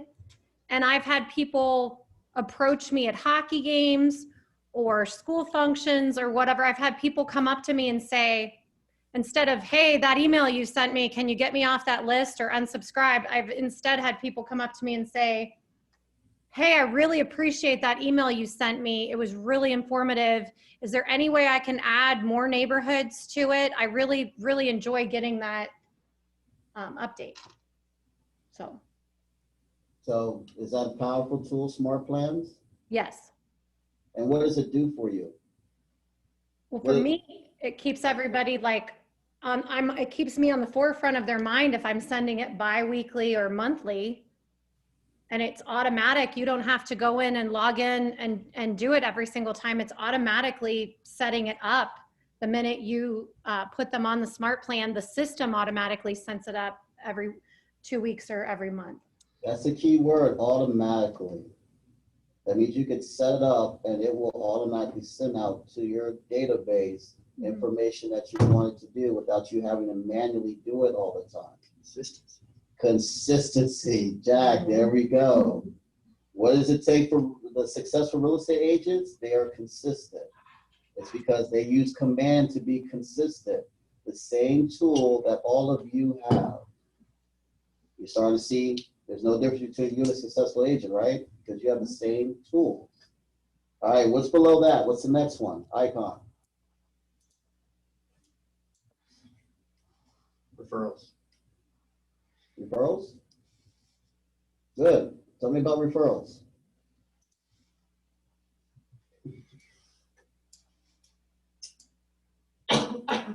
Pending invites, pending referrals, received, sent, my referral network. Grow my network here. Do you know this is the one underutilized icon in Command? Now, what did I say earlier about referrals? What's referrals to me? Free money. That you don't have to work for. So why is this the most underutilized icon in Command if it manages your referral business and helps you grow it? So no one wants free money. Bruce, I saw you on mute. Yeah, free money is good for sure. You said, why is it underutilized or the least utilized? I would say that people probably don't concentrate on it. They're concentrating on listings and sales opportunities, but not thinking about the global network opportunity. Correct. So let me get this straight. They are focused on the hard work, but not focused on the less work with free money. I like low hanging fruit. They're not focused on the passive income. So what are y'all going to do different? Not forget about referrals. So do you know how you build that network? You just contact Keller Williams agents in other states where your family and friends are, and you say, hey, I would love to send you business. Can I add you to my referral network? And now you have a referral agent in that state. Now, when you contact and go through your sphere of influence in their other states, now you can say what? You can provide them service. Simple as that, everybody. Use that icon, okay? Would you like to get a $2,500 check and all you did was make a phone call? That's literally, you made $2,500 in less than an hour. That's more than any occupation out there, more than a doctor and stuff. Would you like to make $2,500 an hour? What about my virtual people? Would y'all like to make $2,500 an hour? Yep. Yes. Focus Sure on, would. focus on your referral network. We are now in 29 continents, 50 regions. Okay, we're all over the world. So, for instance, if you have family friends going on vacation and they see a place that they like, guess what? You could probably service them in that vacation. If it's Dominican Republic, if it's Bahamas, if it's Africa, we are everywhere now. Everywhere. Do you know that there's an increase, especially now, of people that is moving and having second homes and vacation out of the United States? Do you know that it increased now? It increased after even last week, okay? People thinking about moving out of the United States or having second vacation homes in other countries. Now, how many of you have a dream or a goal of having a second vacation home or beach home in another country? You? See? We all have those goals. Sounds nice. We all have those goals. And our clients have goals too. Please work on your referral network business. What's the handshake, the next icon? Opportunities. All right, Maureen, explain opportunities. Okay, I'm getting real familiar with opportunities right now because I'm dealing with my first transaction. It's where you log in and put your listing information in by address as the name. You have to name it by the address. And if you're also having a buyer, the address of the property they're buying. And it's where you upload all of your documents to send in to your brokerage. So it's your listing contract, your buyer's representation contract, every single thing, your disclosures, everything goes in there, and then it gets either approved or rejected and sent back to you. So the opportunities where you manage your transactions. So Yes. if you work with a buyer, you're doing a seller, that's where you manage it. You nurture it, you put under contract, you upload documents. That's the place where you manage all your transactions, which we call opportunities. So even if you start working with a buyer, you want to put that buyer in there even before they make an offer, because it'll help you manage that buyer and get you to the next stages. So opportunities is where you do a majority of your transaction business. And opportunities is where you get paid. See, opportunity is important now. So if you don't have opportunities completed for your client, guess what happens? You don't get paid. I'm gonna say it again. If you don't have opportunities completed for that transaction or client, you do not get paid. Did y'all hear me, Bruce, Danielle, Becky, and everybody? Yes, I heard you. Yep. Without opportunity, you do not get paid. So I just want to make sure that's a very important icon in command that you have to do in order to get paid. Okay? What's next underneath the opportunities? Campaigns. Click on it. Campaigns.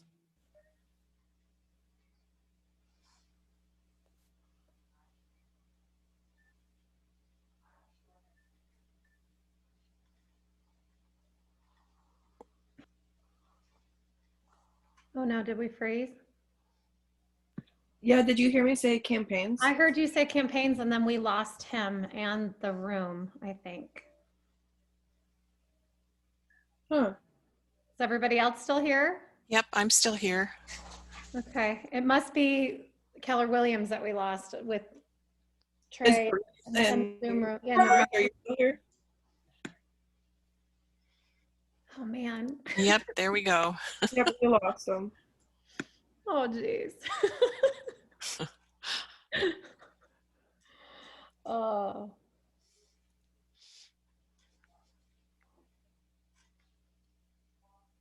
Well.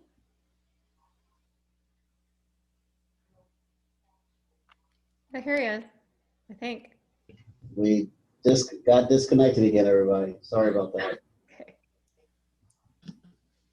All right, anybody want to go over campaigns? Yeah, I said campaigns. Okay, what did you say? I'm sorry, we got disconnected. No, that's okay. This is like the area where you can do a lot of marketing and drip campaigns for any of your leads, correct? Correct.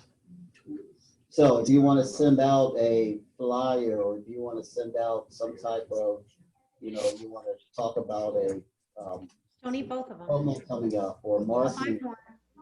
you can do your campaigns there. What were you saying, Marie? Sorry. I apologize. I forgot to mute myself. My son was talking. I'll mute myself. All right. So campaigns is where you can design stuff as well and everything, okay? So what about the next one? The icon below that.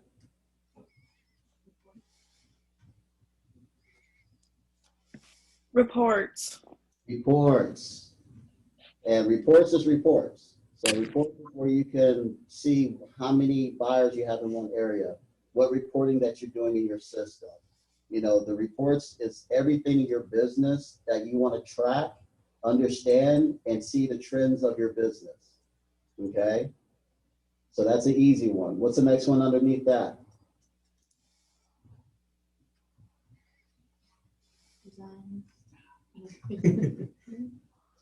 Designs. And Danielle, you said you were using designs recently. Yes, this is the one that I use the most.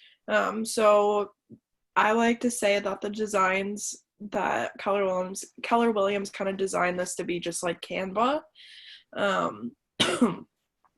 So you can make, like, I've made different flyers that we've sent out through email or that we've gotten printed as well. Good. So right there, you can design and make open house flyers, seller flyers, marketing flyers. You can do everything here in one system. You can design it yourself. And what's the next one underneath that with the sign hanging? Listings. Listings. Enough of that. Listings. Great. And I'm assuming his battery died. Yeah, I think so. That's been fun. Oh, was that message low battery on his screen? Yes. It's funny because I thought it was on my initial. I'm plugged in, I think. But yeah, you guys are right. I think his battery died. Hey, I have a question about campaigns. So I know that on this icon, it looks like you can go and make your own. Is there a place that we can go to find templates that we could bring back in and update? Are you talking about like templates for like marketing stuff? Yes. Yep. Yeah, so that's kind of what the design is for. So you can make the designs in there. Okay. So Is are there that- there are templates? Because right now, only thing I see is what was created within my website itself. When I went into my website, which is lower down under what's that, consumer tab. And so it brought those things up here, but I don't see any. I don't see a library of templates that I could go in and you know, update. Let me look quick. You have to create a new one. What will happen is when you go on the page, it will automatically pull things you've already created, and it looks like that's your only library, but then you have to go in and create a new one. I think it's confusing. I don't think the design, Trey would probably kill me for saying this, but I don't think the designs on the command system are very user-friendly. I've had like my logo go away and then come back. Okay. I've gotten very frustrated with the design. Yeah, there are templates when you go in there when you create a new one, but honestly, you should just use Canva. They have a lot better templates and designs, and honestly, I think they tried copying, like kind of making it like Canva's, but it's not nearly as good as Canva's. Yeah, it's not as user-friendly. And then I'll tell you, like when I ordered my signs through Oakley Sign, even though I had created stuff on command, I had to go back and do it all over again on the Oakley website. Or like when I had a listing and I had my first professional photos, I got something from Virtuance Photography that gave me a website. And then I also got something from Tanya with the list reports. So it was like, I didn't even need to go in and do the command. It was like one more step I didn't need to do. But I know that what a lot of the agents in the office say they use the command designs for is to do a Facebook ad to get leads. Yes. They say that that's like the best one to use if you want to use that. So I hate to be dense here, but I'm in design. So if I was to create, let's say I want a flyer, a listing, a property flyer. So where would I go to create one? There must be templates that I can choose from that give me the structure, and I just fill in, you know, pop in the photos, pop in the address, that kind of thing. At the top, if you go to print, do you see print? Okay. Email lands. Oh, create new one, and I want, yeah. Okay, then print, next. Yep. And then it'll bring you out to the website, kind of our domain, and then there'll be a bunch here. Got it. That's what I was searching for. It's console.command.kw.com. Perfect. Yep. All right, that explains it. I will tell you, Becky, like when I did my photos through Virtuance, they sent me a link where I could create flyers already from that, and same with the list reports from Tanya. And it was like I could click my marketing kit and the flyers were already made for me. Okay, I perfect. didn't even have to spend the time doing it. You know what I did see on social, Maureen? I saw your list reports post. That was fabulous. I loved it. And I also saw the other one from Virtuance too, which is really clear and clean. Right, and I didn't have to create any of it. So it was like no time spent whatsoever. Yeah, that's a no-brainer then. Thank you for that. No problem. Circle back. Someone said they're using Canva as well. Yeah. Canva.com. Yeah, and I pay for Canva, so I can get more than like an average user. I know it's not that expensive, but they do have a lot of great features on there as well. Thank you. Welcome. Okay, everybody. So we're having a little difficulties here, so we're going to take our break. So let's see. Let's do a 10-minute break. So I'll see y'all at 11:25. Okay. Can I say one thing before we move to break? Yes. When you cut out there, we all were kind of like sharing ideas and help. And I was just going to say, I don't know if everyone wants to kind of post on the Producers Club on Facebook or anything, but if we could all start trying to have like times where we're in the Producers Club room at the same time, I think we could all help each other immensely, because That's it seems correct. like we had a lot of questions. That's correct. Good. Marina, I'll let you lead that. Okay. You're the social media queen, so I'll let you lead that. Okay. All Sounds good. right. All right. So I'll see you all in 10 minutes because I have to get this system back up, okay? All right, thank you. All right. All right. Bye. Okay.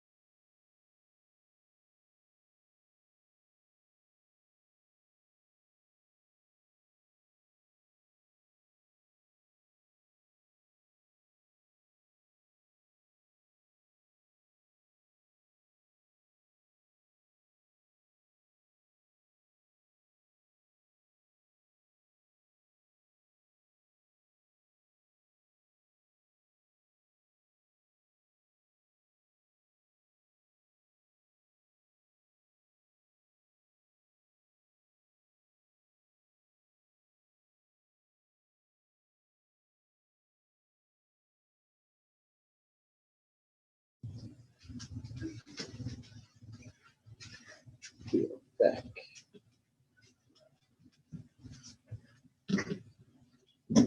We back. We are back.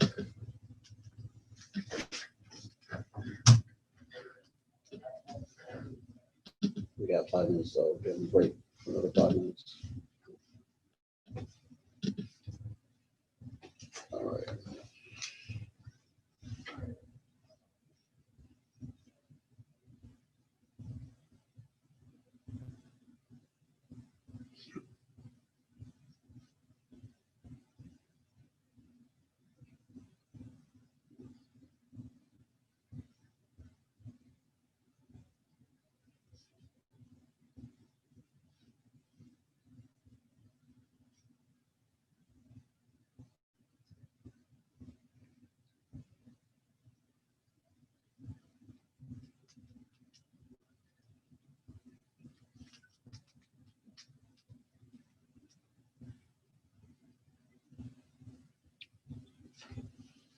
Watched the NBA game last night. Nah, I was working. How'd it go? Heat won. Lakers played horribly. No, really? Yeah, Jimmy Butler tore it up though. Yeah, but it can't be a one-man show all the time. No. You know what I'm saying? Like I'm not a fan of it's like either LeBron, team. I or, don't. you know, like it's. I'm actually not even a fan of the NBA Oh, I'm in a huge particular. I'm just Lakers fan. a general sports fan, so Yeah. like I'll watch an NBA Finals game if there's not a hockey game on. I'm a huge Lakers fan. Nice. Mostly a LeBron fan, but Right. I wish I could be a Minnesota fan, but that's never going to happen. I'm just disappointed every time. So. I just outside of so like I'm mainly a hockey and baseball guy, but Who's your team for hockey? what? I'm a homer. I like all the Minnesota teams. I'm always rooting for Minnesota over any other team in any league. Twins even? Yeah. They've won a playoff game since Joe Moore was a rookie. Yeah. Your heart's always breaking, you poor thing. I know it's really hard to root for the Twins. I was- Or it's hard to be a fan. Do you know what hockey fan I am? What team is mine? Islanders. Blackhawks. Who? Blackhawks. I don't. I'm from the Washington D.C. area. Capitals. Yeah. Nice. Well, you got some glory recently. Oh yeah, when I moved out here, it's when they won. Yeah. So I was screaming it out loud and stuff. Yeah.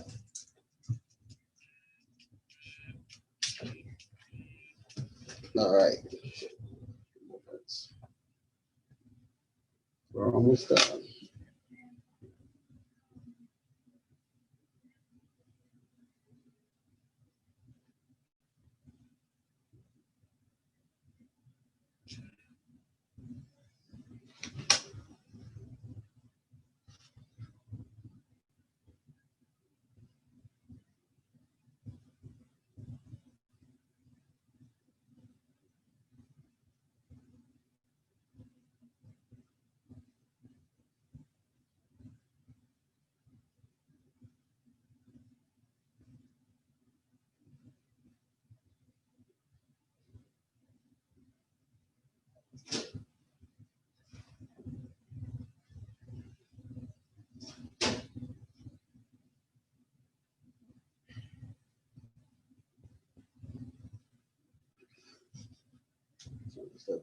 You say you graduated recently? Yeah, 2016. From what? From, Vanilla. oh, okay. And you? I'm actually from St. Thomas, but I graduated from Concordia Academy. And before that, St. Bernard, so we used to play it all the time. Did you graduate from St. Thomas? Mhm. This past year, 2017. 2017. Gotcha. The big career change. What were you going to school for? I went for entrepreneurship international business, but I ended up in research and like analytics for big corporate companies. Like market research, like social research. Mm-hmm. How was that? Like, where did you end up landing after you graduated? I was at Fusion Hill. It's a research strategy and design firm in Northeast Minneapolis.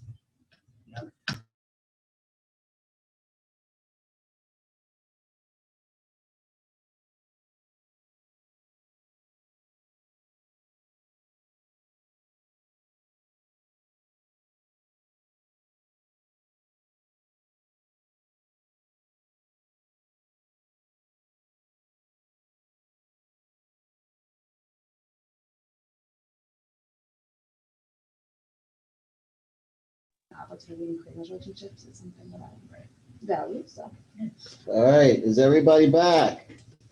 Congratulations. thank you. He was fun. Can y'all hear me? Okay. We'll make sure everybody can hear me this time.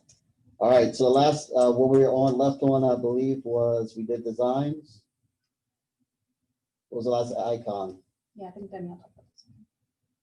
And then what's the one below designs?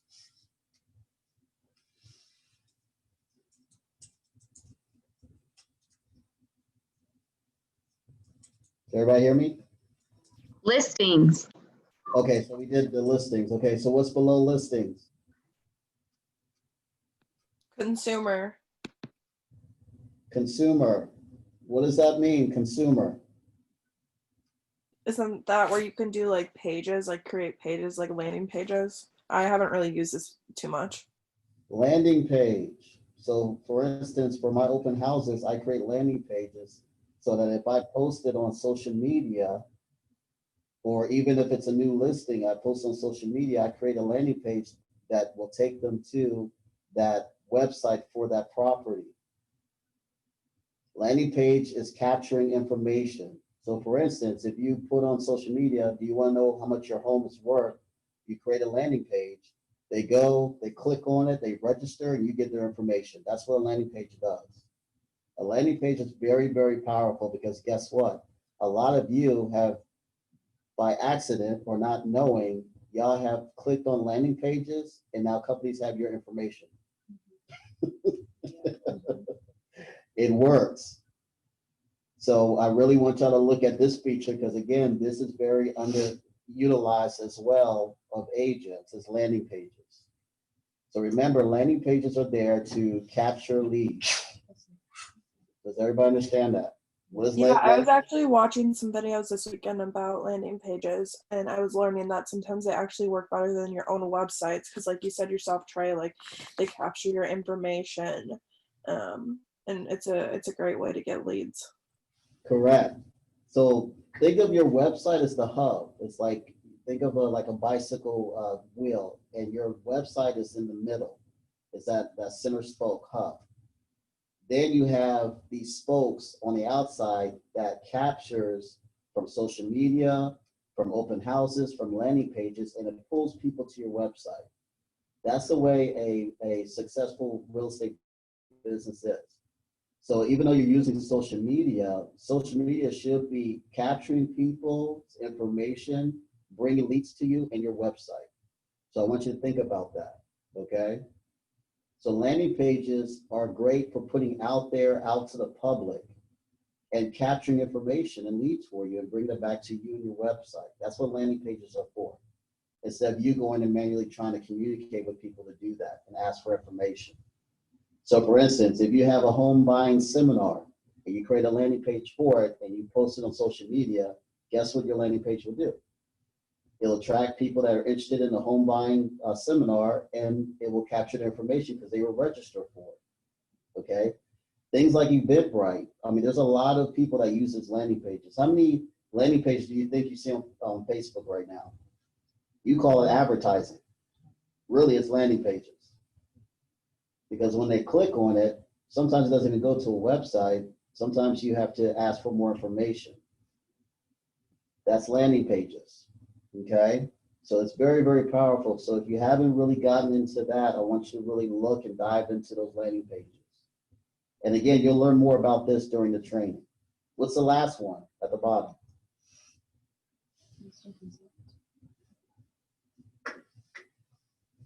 So what's the last icon?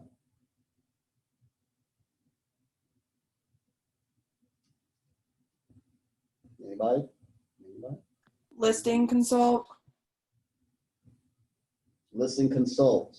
What does that mean? Honestly, I have no idea. It won't let me click on it. That's what I'm asking, so I can get y'all to click on it.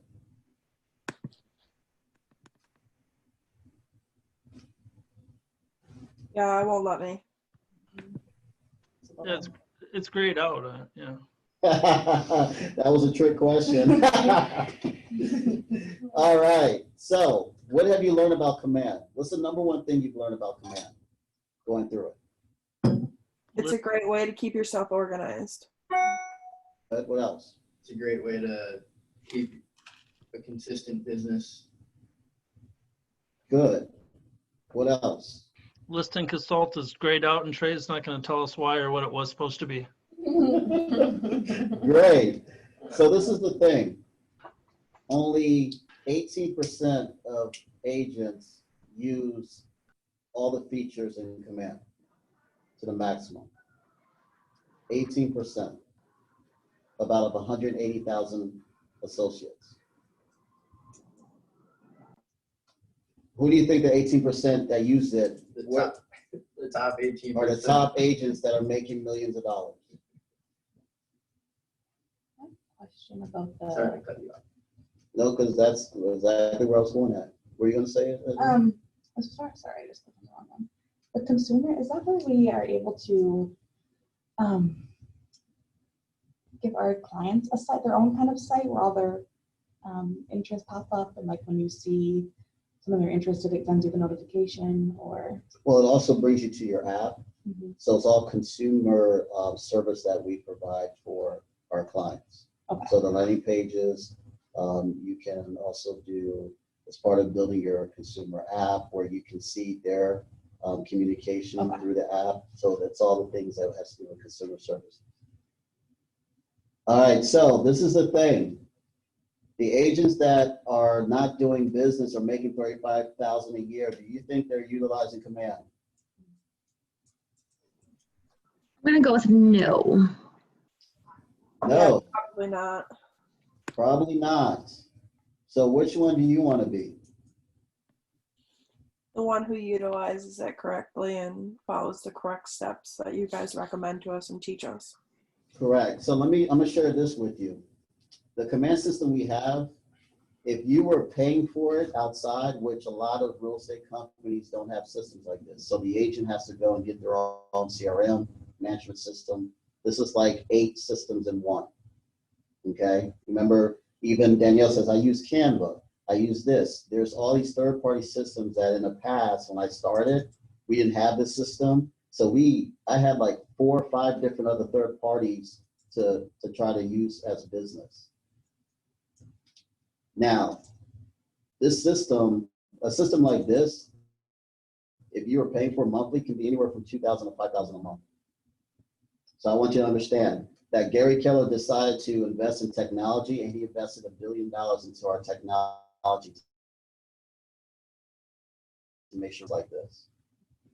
If you're out on your own and building your own business and something else, you would be paying $2,000 to $5,000 for a system for this, like this, that does all this stuff. And this is part of you being a Keller Williams agent and to build your business. Why wouldn't you use a system like this? If this system helps you convert your clients and get you business and grow your business, the question is not, is it being used? The question is why is not? Because just imagine, and I'm gonna tell you old school, before this system, you know where we kept our database and stuff on? Guess what? What do you think? Where do we keep our database? Excel. Excel spreadsheet or a piece of paper. Or taking notes on a piece of paper. Oh, I called them. Let me follow up and call this person. Oh, they're looking in this time frame. I mean, I can show you a binder this big of notes and paper of my database. You know how we designed flyers back then? We went to Office Depot or someone and made them design it and print it out.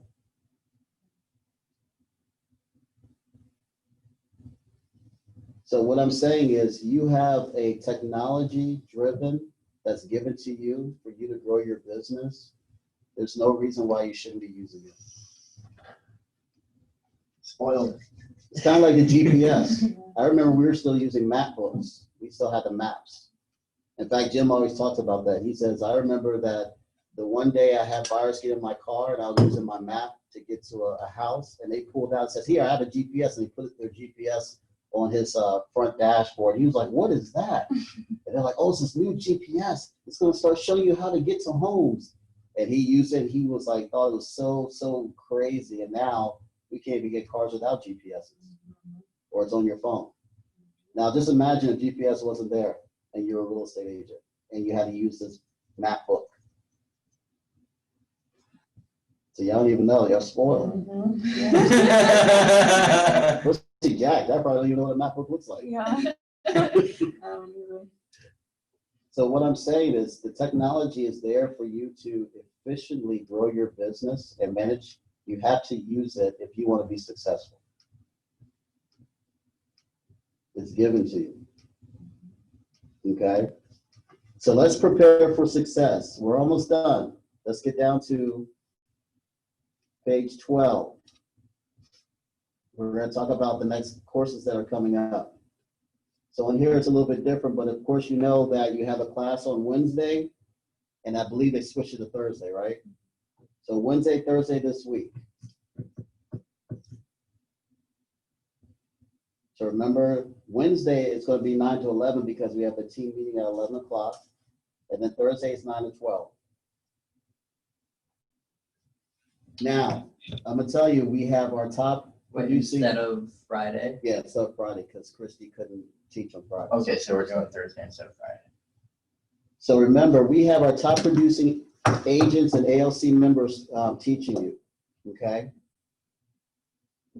These are the ones, especially one that you're going to be seeing now, that team makes over $1 million a year. Would you like to be taught by that person?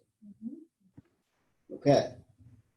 So the thing about it is that I want to make sure everybody is on time and they're ready to ask a lot of questions.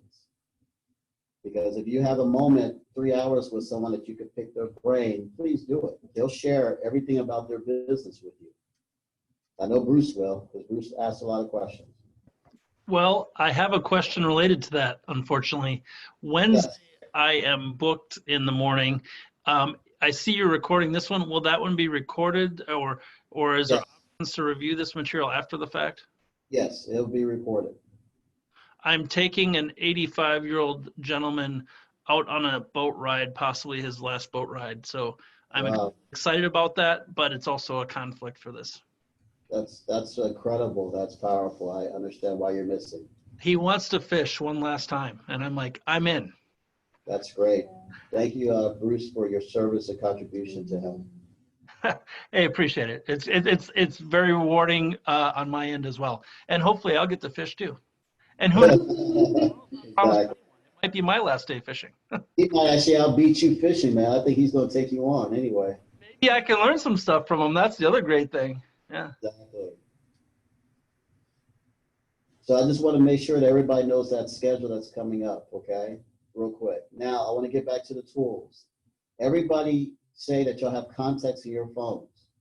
What do you think is the first step that you do with your contacts in your phone that has to do with command? Put them on your contacts on command. Thank you. Because I don't know about anybody's phones, but I don't think you can manage to do task lists and all that stuff in your phone. So the first thing I want you to do is take all those people that's in your phone, once you go in and take out the X's and the crazies and all that stuff, and you put them into your database. Well, actually keep them in there because they have to have a roof over their head as well. So, but I keep them, but it's funny because I had one agent says, there's one in here that I can't put in my database. And I said, why? It says, because she has a restraining order against me. I was like, are you sure though? Maybe, you know, how long is that restraining order? So, but I want everybody's first activities to take your contacts in your phones and put them into your database. That's going to be an activity that I want y'all to do. Okay. Well, and Trey, can I add something to that? Yes. So I would notice as I was putting a lot of people I had in my phone or I had on Facebook into my contact list, and I would notice I didn't have an address for them. Mhm. And so I used that as a way to do a care call and then say, you know what, I don't have your address, but I can't send you this neighborhood update unless I've got your address because it pulls based on your location. That's correct. So, and that's the thing about your sphere of influence. You can call them and ask them that. You see what I'm saying? Like, you can make those calls and get that updated information, you know. And the thing about you doing that is now you're creating a database. Do you know what a database is also called? Data what? Data bank. I knew Jack would remember that. Data bank. It's a data bank, not a database. Do you know why it's a data bank? Your money. Where you make all your money. Correct, because it holds your money. So for instance, here's another numbers I want to do. Let's take Jack's. You said 195 people buying or selling, right? Someone calculate this, 195. Now, just do an average commission check of $6,000 times 195. Someone tell me how much that is. $1,170,000. Data bank. Let me, no, I don't think anybody heard you. So Lori, how much was that again? It was $1,170,000. It's $1,175,000. And that's the 6% of his contacts that will buy or sell in the next 2 years is $1 million of gross commission. Does everybody understand that? Yes, sir. Your data bank, you're standing on a gold mine, and all you have to do is work it. And if you work it, you will find those opportunities there. But you have to build that data bank. And you have to nurture and organize it to find it. So I want y'all to understand that that's how powerful it is to build your data bank. I'm gonna call it data bank instead of database, because that's what it is. So even if you have 100 people in your data bank, what's 6% of that? That's an easy number. 6% of 100. Seems like we've been out of school for a while, huh? 6. 6, thank you. Thank you. 6 times 6,000 is what? 36,000.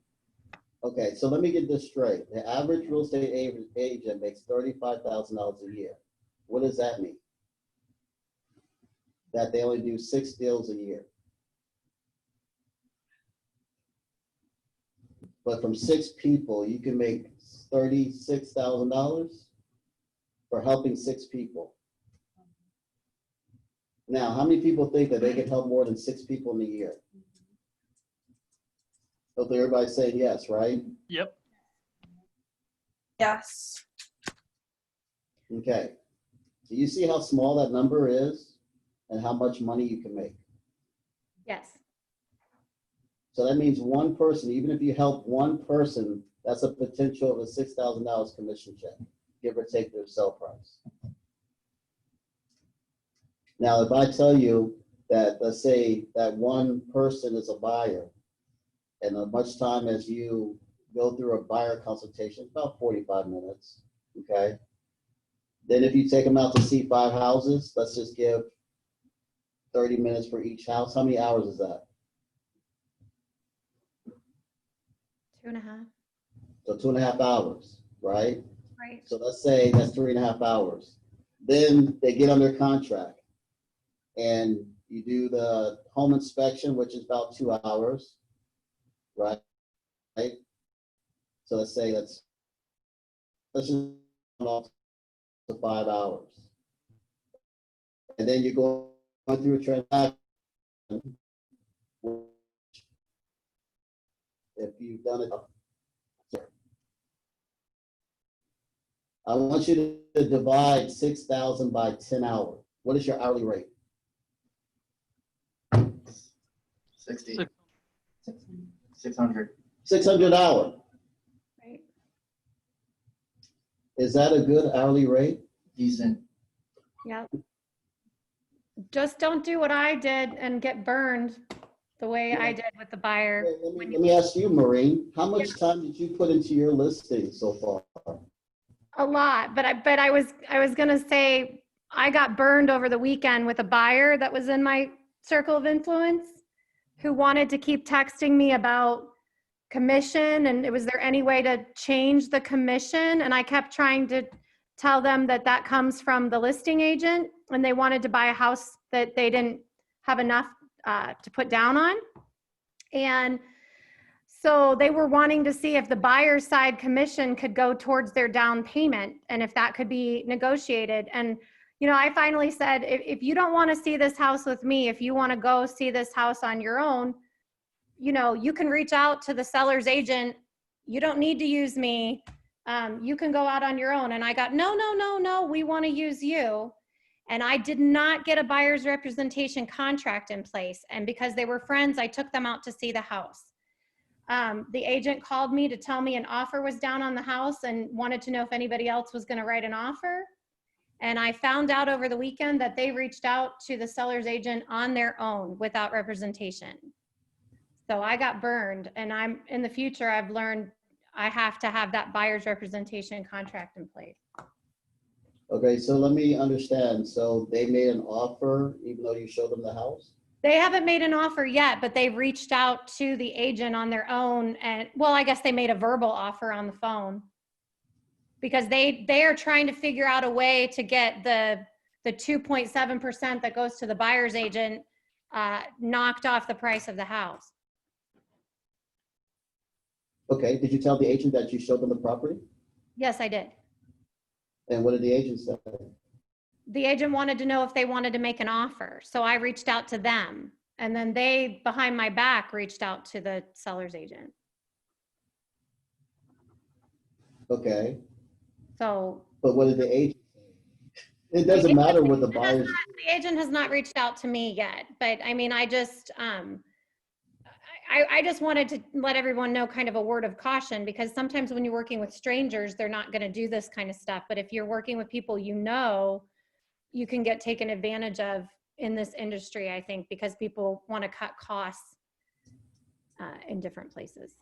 Okay, but the thing is that because you contacted that agent would tell those buyers that you have to go through your agent because they showed you the property. That's our fiduciary duty. Okay, well, they didn't. They talked to them on their own.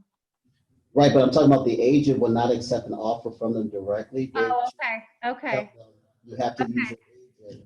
Since I showed the property. Okay, I did not know that. So we have ethical codes when it comes to agents and agents. Okay. So she would be unethical to do that if you show them the property. So what I'm saying is, okay, if you reach back out, that agent will probably say, yes, they have to make an offer through you because you showed the property. Because a lot of times agents protect agents. Okay, good to know. Okay. Good to know. So they will not be able to make an offer going directly to her because you show the property. Okay. Okay. Uh-huh. All right.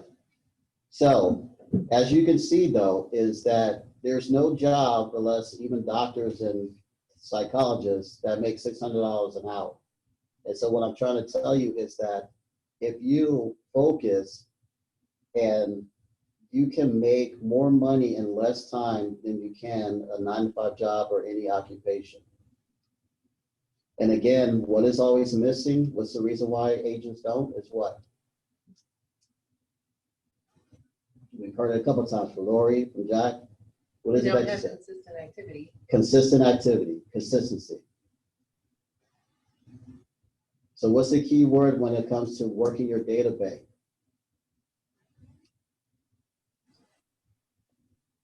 Consistent. Consistency. Consistency. You're going to hear that word a lot. It's consistency. It's simple as that. Work your data bank. Now, prepare for success. We're going to go to the next page. This is very important. Page 13. So these are suggested activities for your afternoon. That means today. Next to each activity, rate your confidence in a task. So for instance, call your spirit, to call the people.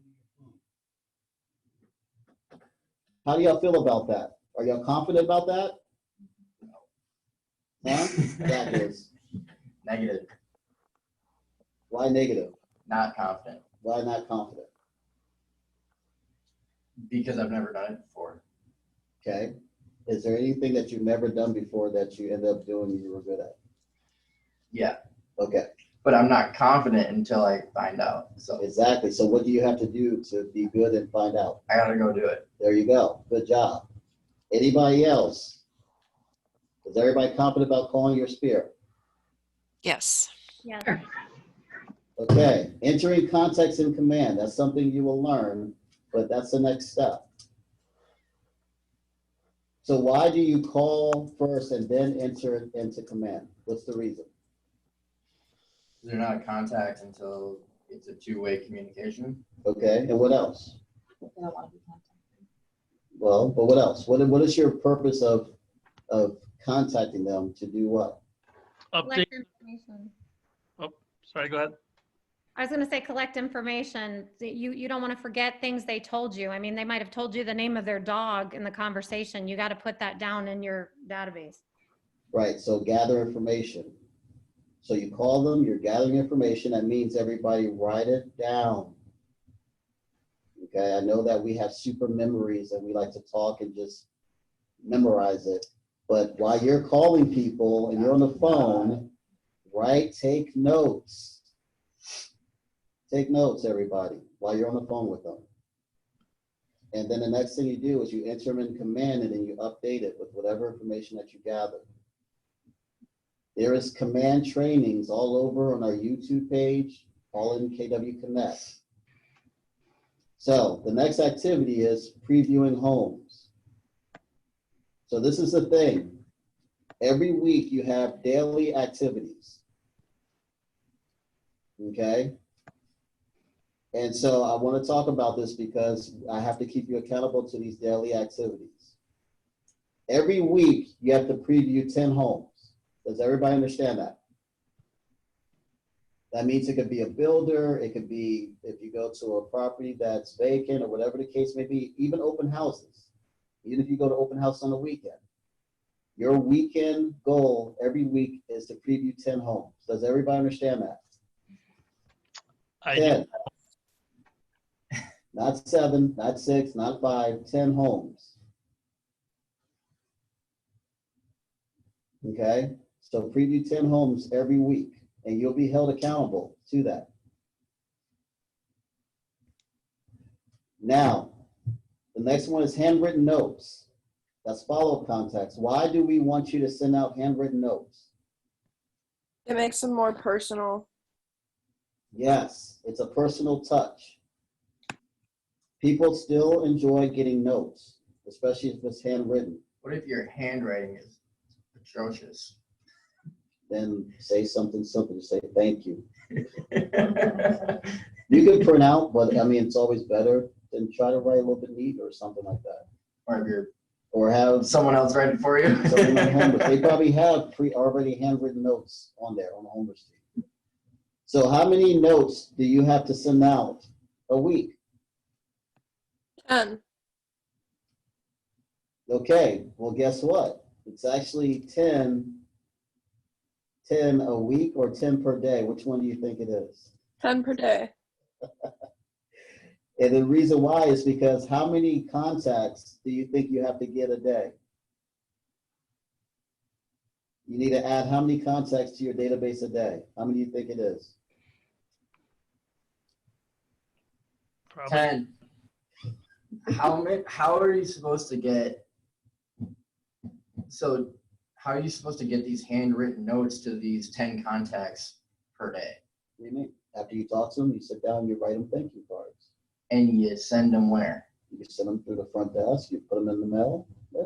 So, but like, so you, in order to mail it to them, you would have to get their address. Mm-hmm. Correct.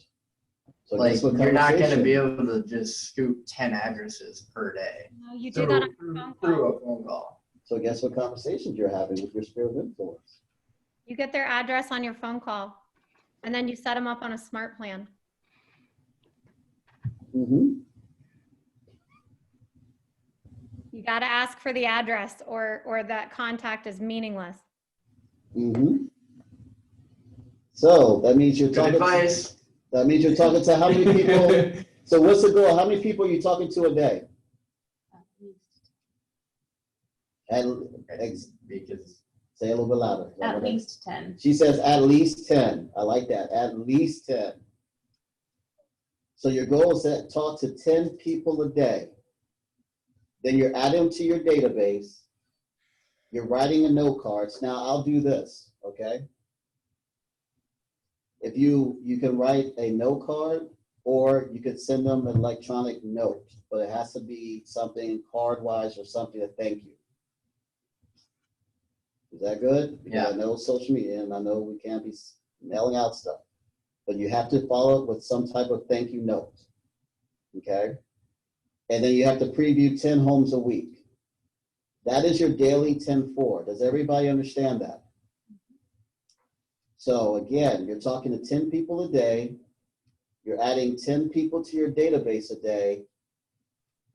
You're following up with 10 thank you notes, and you're previewing 10 homes a week.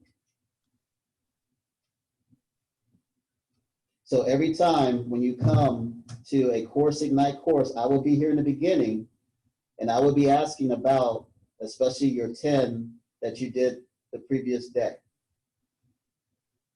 Okay, so I will be holding you accountable to that. Yes, Jack, I will be holding you accountable to that. Is there any reason why you can't do your 10 people a day? Let's get that off the table.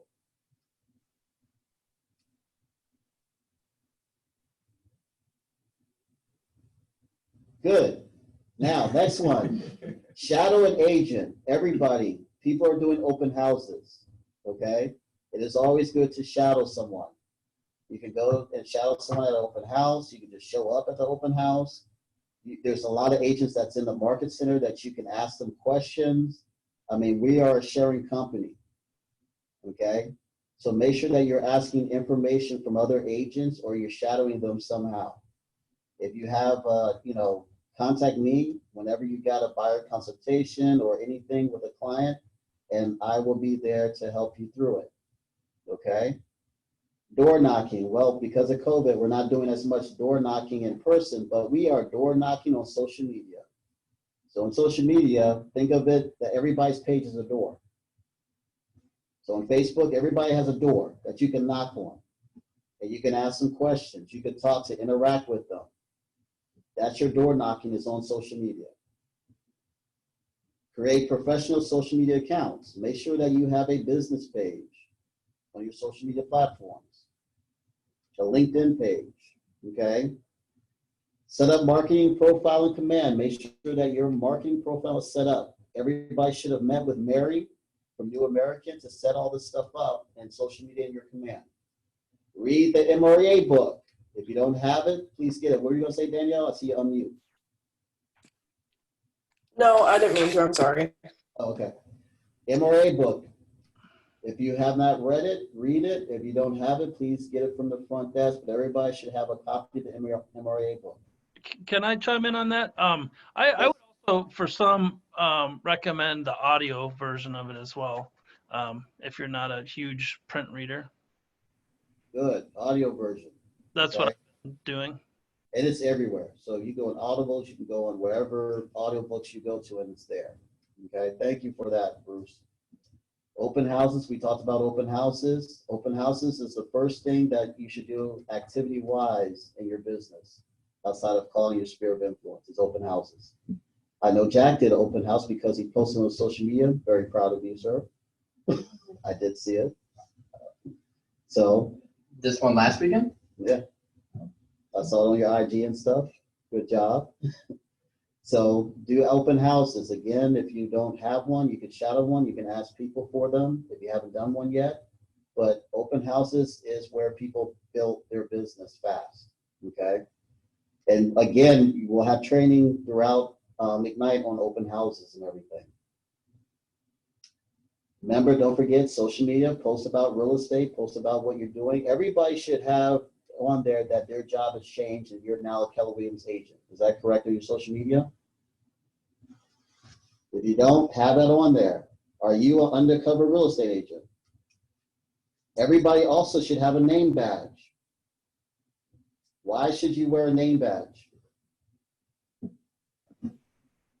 So people know, so that you're not an undercover real estate agent. Good. So you're not undercover. And also, do you know what the number one, outside of politics right now, but what is the number one subject that people talk about in the United States?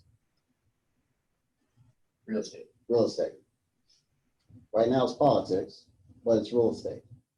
Meaning that if you're in line at a grocery store and you have your real estate badge on, most likely people will see it and ask questions and talk about the market. That is why we wear a name badge. It's because it will get people's attention. What if you're not confident in wearing a name badge right now because Still wear your name of badge. your level of knowledge Still wear your name badge. of the real estate market currently? Still wear your name badge. Because you want them to know you're a real estate agent. Okay? Does everybody have a name badge? No. No. Okay. No, I do not. I will have Wendy send out a link. I mean, they're only like $10, everybody. I mean, they're not that much at all. Okay? Name badge. Review designs in command. So if you haven't been in designs, Danielle's already doing open house flyers and all that stuff.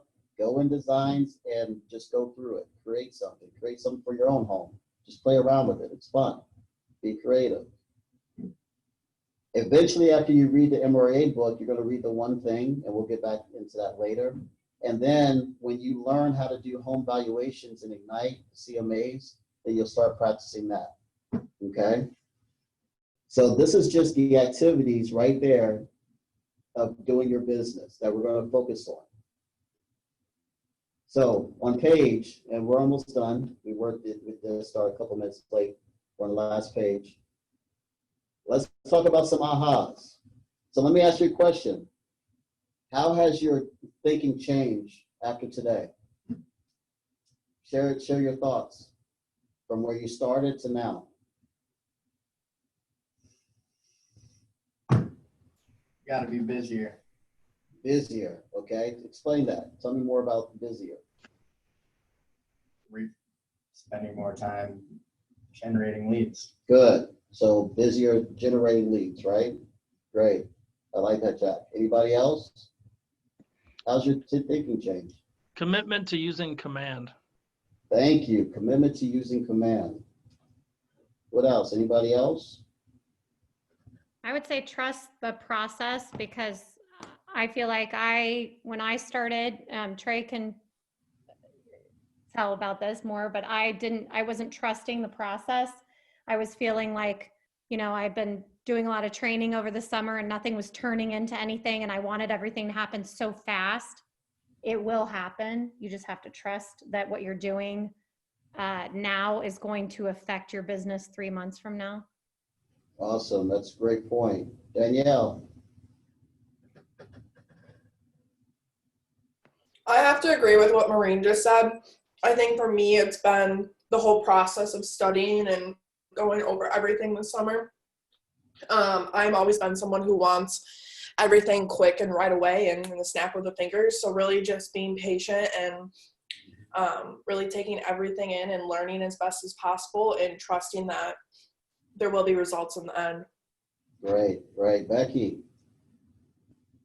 Kind of ditto for what others have said. For me, I am worried because I am at high risk for this whole COVID, and it's still, I need to trust the process and to find creative ways to still get in touch with people and get in front of people while staying safe for me. So that's the biggest challenge for me at this point. But yeah, as far as tools and support, there's incredible support for me, I believe, at KW. And there's a large part of me, there's 100% of me that wants to make this work and to find a way to make it work. So yeah, I guess from that, it is a positive mindset with a little tinge of worry. That's great. A command is going to be very important for you, Becky. Okay. Yep. And I'm all over it. So Good. That's real. How you can change? I think mine would probably be the fear piece, having to turn that into more of a motivation. Good. The fear turns to motivation. Good. Run towards it. And face it. All right, Lori. Well, and I'm just so brand, like all this stuff, I didn't even know any of this stuff. So I'm really excited and I feel like I made a really good choice coming to Keller Williams, and I'm really excited about the tools and starting off on the right foot, because I really seriously haven't done anything. Like this, I came for the meeting and they're like, oh, you should do this today. Like, okay. So. All right, so I want to ask another question. I can go through all these, but I got one more question for you. Good first day. Yeah. So what actions will you take? Like say today, what's going to be your first action that you take? Maureen? First action that I take Mhm. today? Mhm. Well, one of the first things I wanted to ask is if there was a way to get everybody from this group onto the same Producers Club Facebook page so that we could all help each other. But then literally as I was listening to you, I went on Amazon and ordered 120 thank you notes. There you just took an action. Great action. Good job. That's awesome. I know. All right, Becky, what's the first action you're going to take today? I'm going to start my calls. Good. Get those 10 calls in, get the 10 cards, and then move on. And there's a long list after that. So. Good. Bruce? I am working to update my LinkedIn as well as let more people know that I am no longer an undercover agent. Good. Good. Danielle? Danielle left. She had a doctor's appointment. Okay. All right. Jack, first action step you're going to take today. I'm gonna go find that MRA book. Good. Get that MRA book from up front. Lori? I have to get that too, and I gotta figure out command. I gotta do a lot of stuff. Thank you cards. I did already put a teaser on Facebook to say I did something really cool. I'm excited to tell you about it, but I'm not officially licensed yet, so I'm just kind of waiting until that comes through. Then, yeah. Okay, Ezra. I am going to finish my goals, my business plan for the next year at least. Okay. All right. And then all the action that everybody has to take is you have to do your daily 10 before. So just make sure that by Wednesday, I will be checking in the morning that you did your daily 10-4. It starts today. Does everybody understand that? Yes. Okay. Any questions? I apologize. Can you run through the 10-4? It's 10 houses a week. It's 10 contacts a day. It's 10 edit to command, and I'm obviously missing one.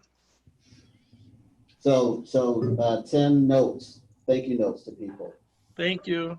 So it could be in person, like paper notes or electronic notes, but 10 notes to those people that you, so basically every time you talk to 10 people, you're following up with 10 notes, thanking them for their time and talking to them. And just think of it that way. So those 10 people that you talk to, those 10 get added to your database, and those 10 get thank you notes. So think of it that way. They're all for that same 10. And of course, you're doing 10 preview homes, every week. Okay.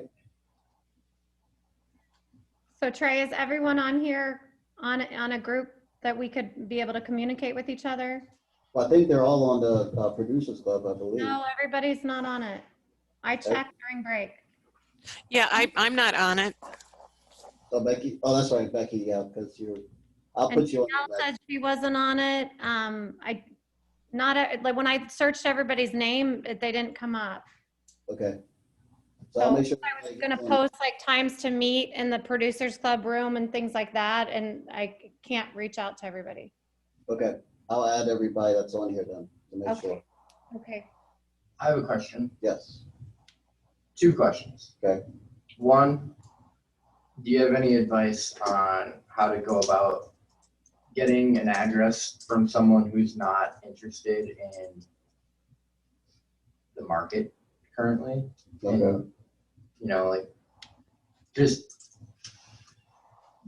what advice do you have on going about getting an address from a contact? Okay, just ask for it. But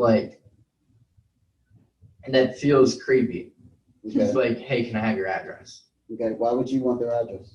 What value can you bring to them outside of the market? So Jack, do you have a birthday? Were you born on a specific day? Mhm. What day were you born? July 30th. Really? Well, I like to send like, birthday cards, things like that traditionally to people. Right, but like just whoever I'm on the phone with, like, Okay. can I have your address? Why? So I can send you a birthday card? Well, if you're getting their information, you're going to send them stuff, right? But what if they don't want you to send them stuff? Like Like, that's fine. Then they can decline that. But what I'm saying is that if you ask, usually, especially your sphere of influence, unless they just don't like you, they usually will give you their information. yeah, but even if they do, I don't want to make anyone uncomfortable. Like, they're like, okay, sure, I guess I'll give you my, like, But it doesn't that feel. is a limited belief because that's what you're assuming. But you don't know until you ask. Is that correct? Well, I'm not saying that there wouldn't be a point where like I'd feel comfortable asking, but I'm saying that there's probably going to be phone calls where I'm not going to feel comfortable asking for their address. Like, it won't feel like Okay. an appropriate time to do it. Okay. So what would be appropriate time for you to do it outside of having a conversation with them? I don't know. It just feels weird just calling people out of the blue and asking for their address. And I know it feels weird. It's uncomfortable, isn't it? Yeah. But do you know that the successful agents do that and they get addresses? All right. Trust the process. Yeah. So Jack, I'll tell you, the biggest thing I've done is that smart plan where you send out that neighborhood watch. People want that. So you can't do that without their address. And it's not like a annoying phone call or newsletter. It just sends them information about real estate around where they live. So you have to understand this, is that there are agents that does it and they get addresses and they're successful. If they can do it, you can do it because they started where you were. So it is possible to do it because other people are doing it. So that's what you have to always remember.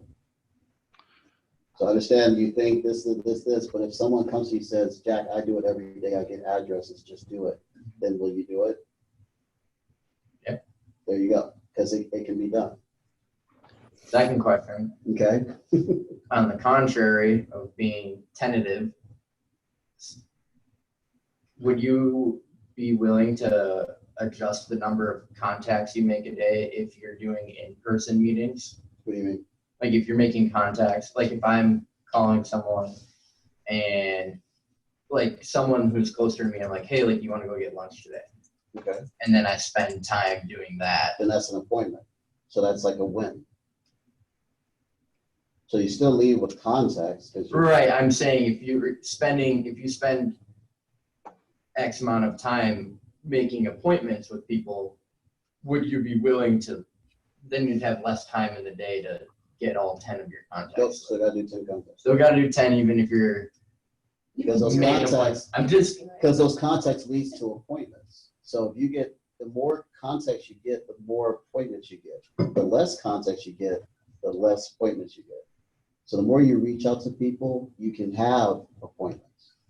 So the difference of having 10 contacts and 2 contacts is you're trying to get 2 appointments out of those 2 people, or would you try to like get appointments out of those 10 people? Which one? So it's about the quality. You see what I'm saying? So the more contacts and leads you get, the more opportunities you have to get more appointments. Okay? So yes, you still have to do the 10. Heard. I love your negotiation. I can see your negotiation skills. All right. So everybody good with that? All right. So I'm going to let you go. Remember that Wednesday, we'll have our next session. Okay? And then 11 o'clock will end because we have our team meeting at 11. So it'll be 9 to 11 on Wednesday. Does everybody hear that? So I make sure. And I will invite everybody to that's not into the group to be in the group. Is that a Facebook group? Yeah, so it's a Facebook private page. And then Lori, I'll have to ask Jeff because I'm even know if you're a coach. So, all right. Oh, this takes over the Producers Club meeting on Wednesday. We don't have that separately. Is that right? Correct. This takes over it. Okay. All right. All right, everybody. Have a great day. Remember, daily 10-4.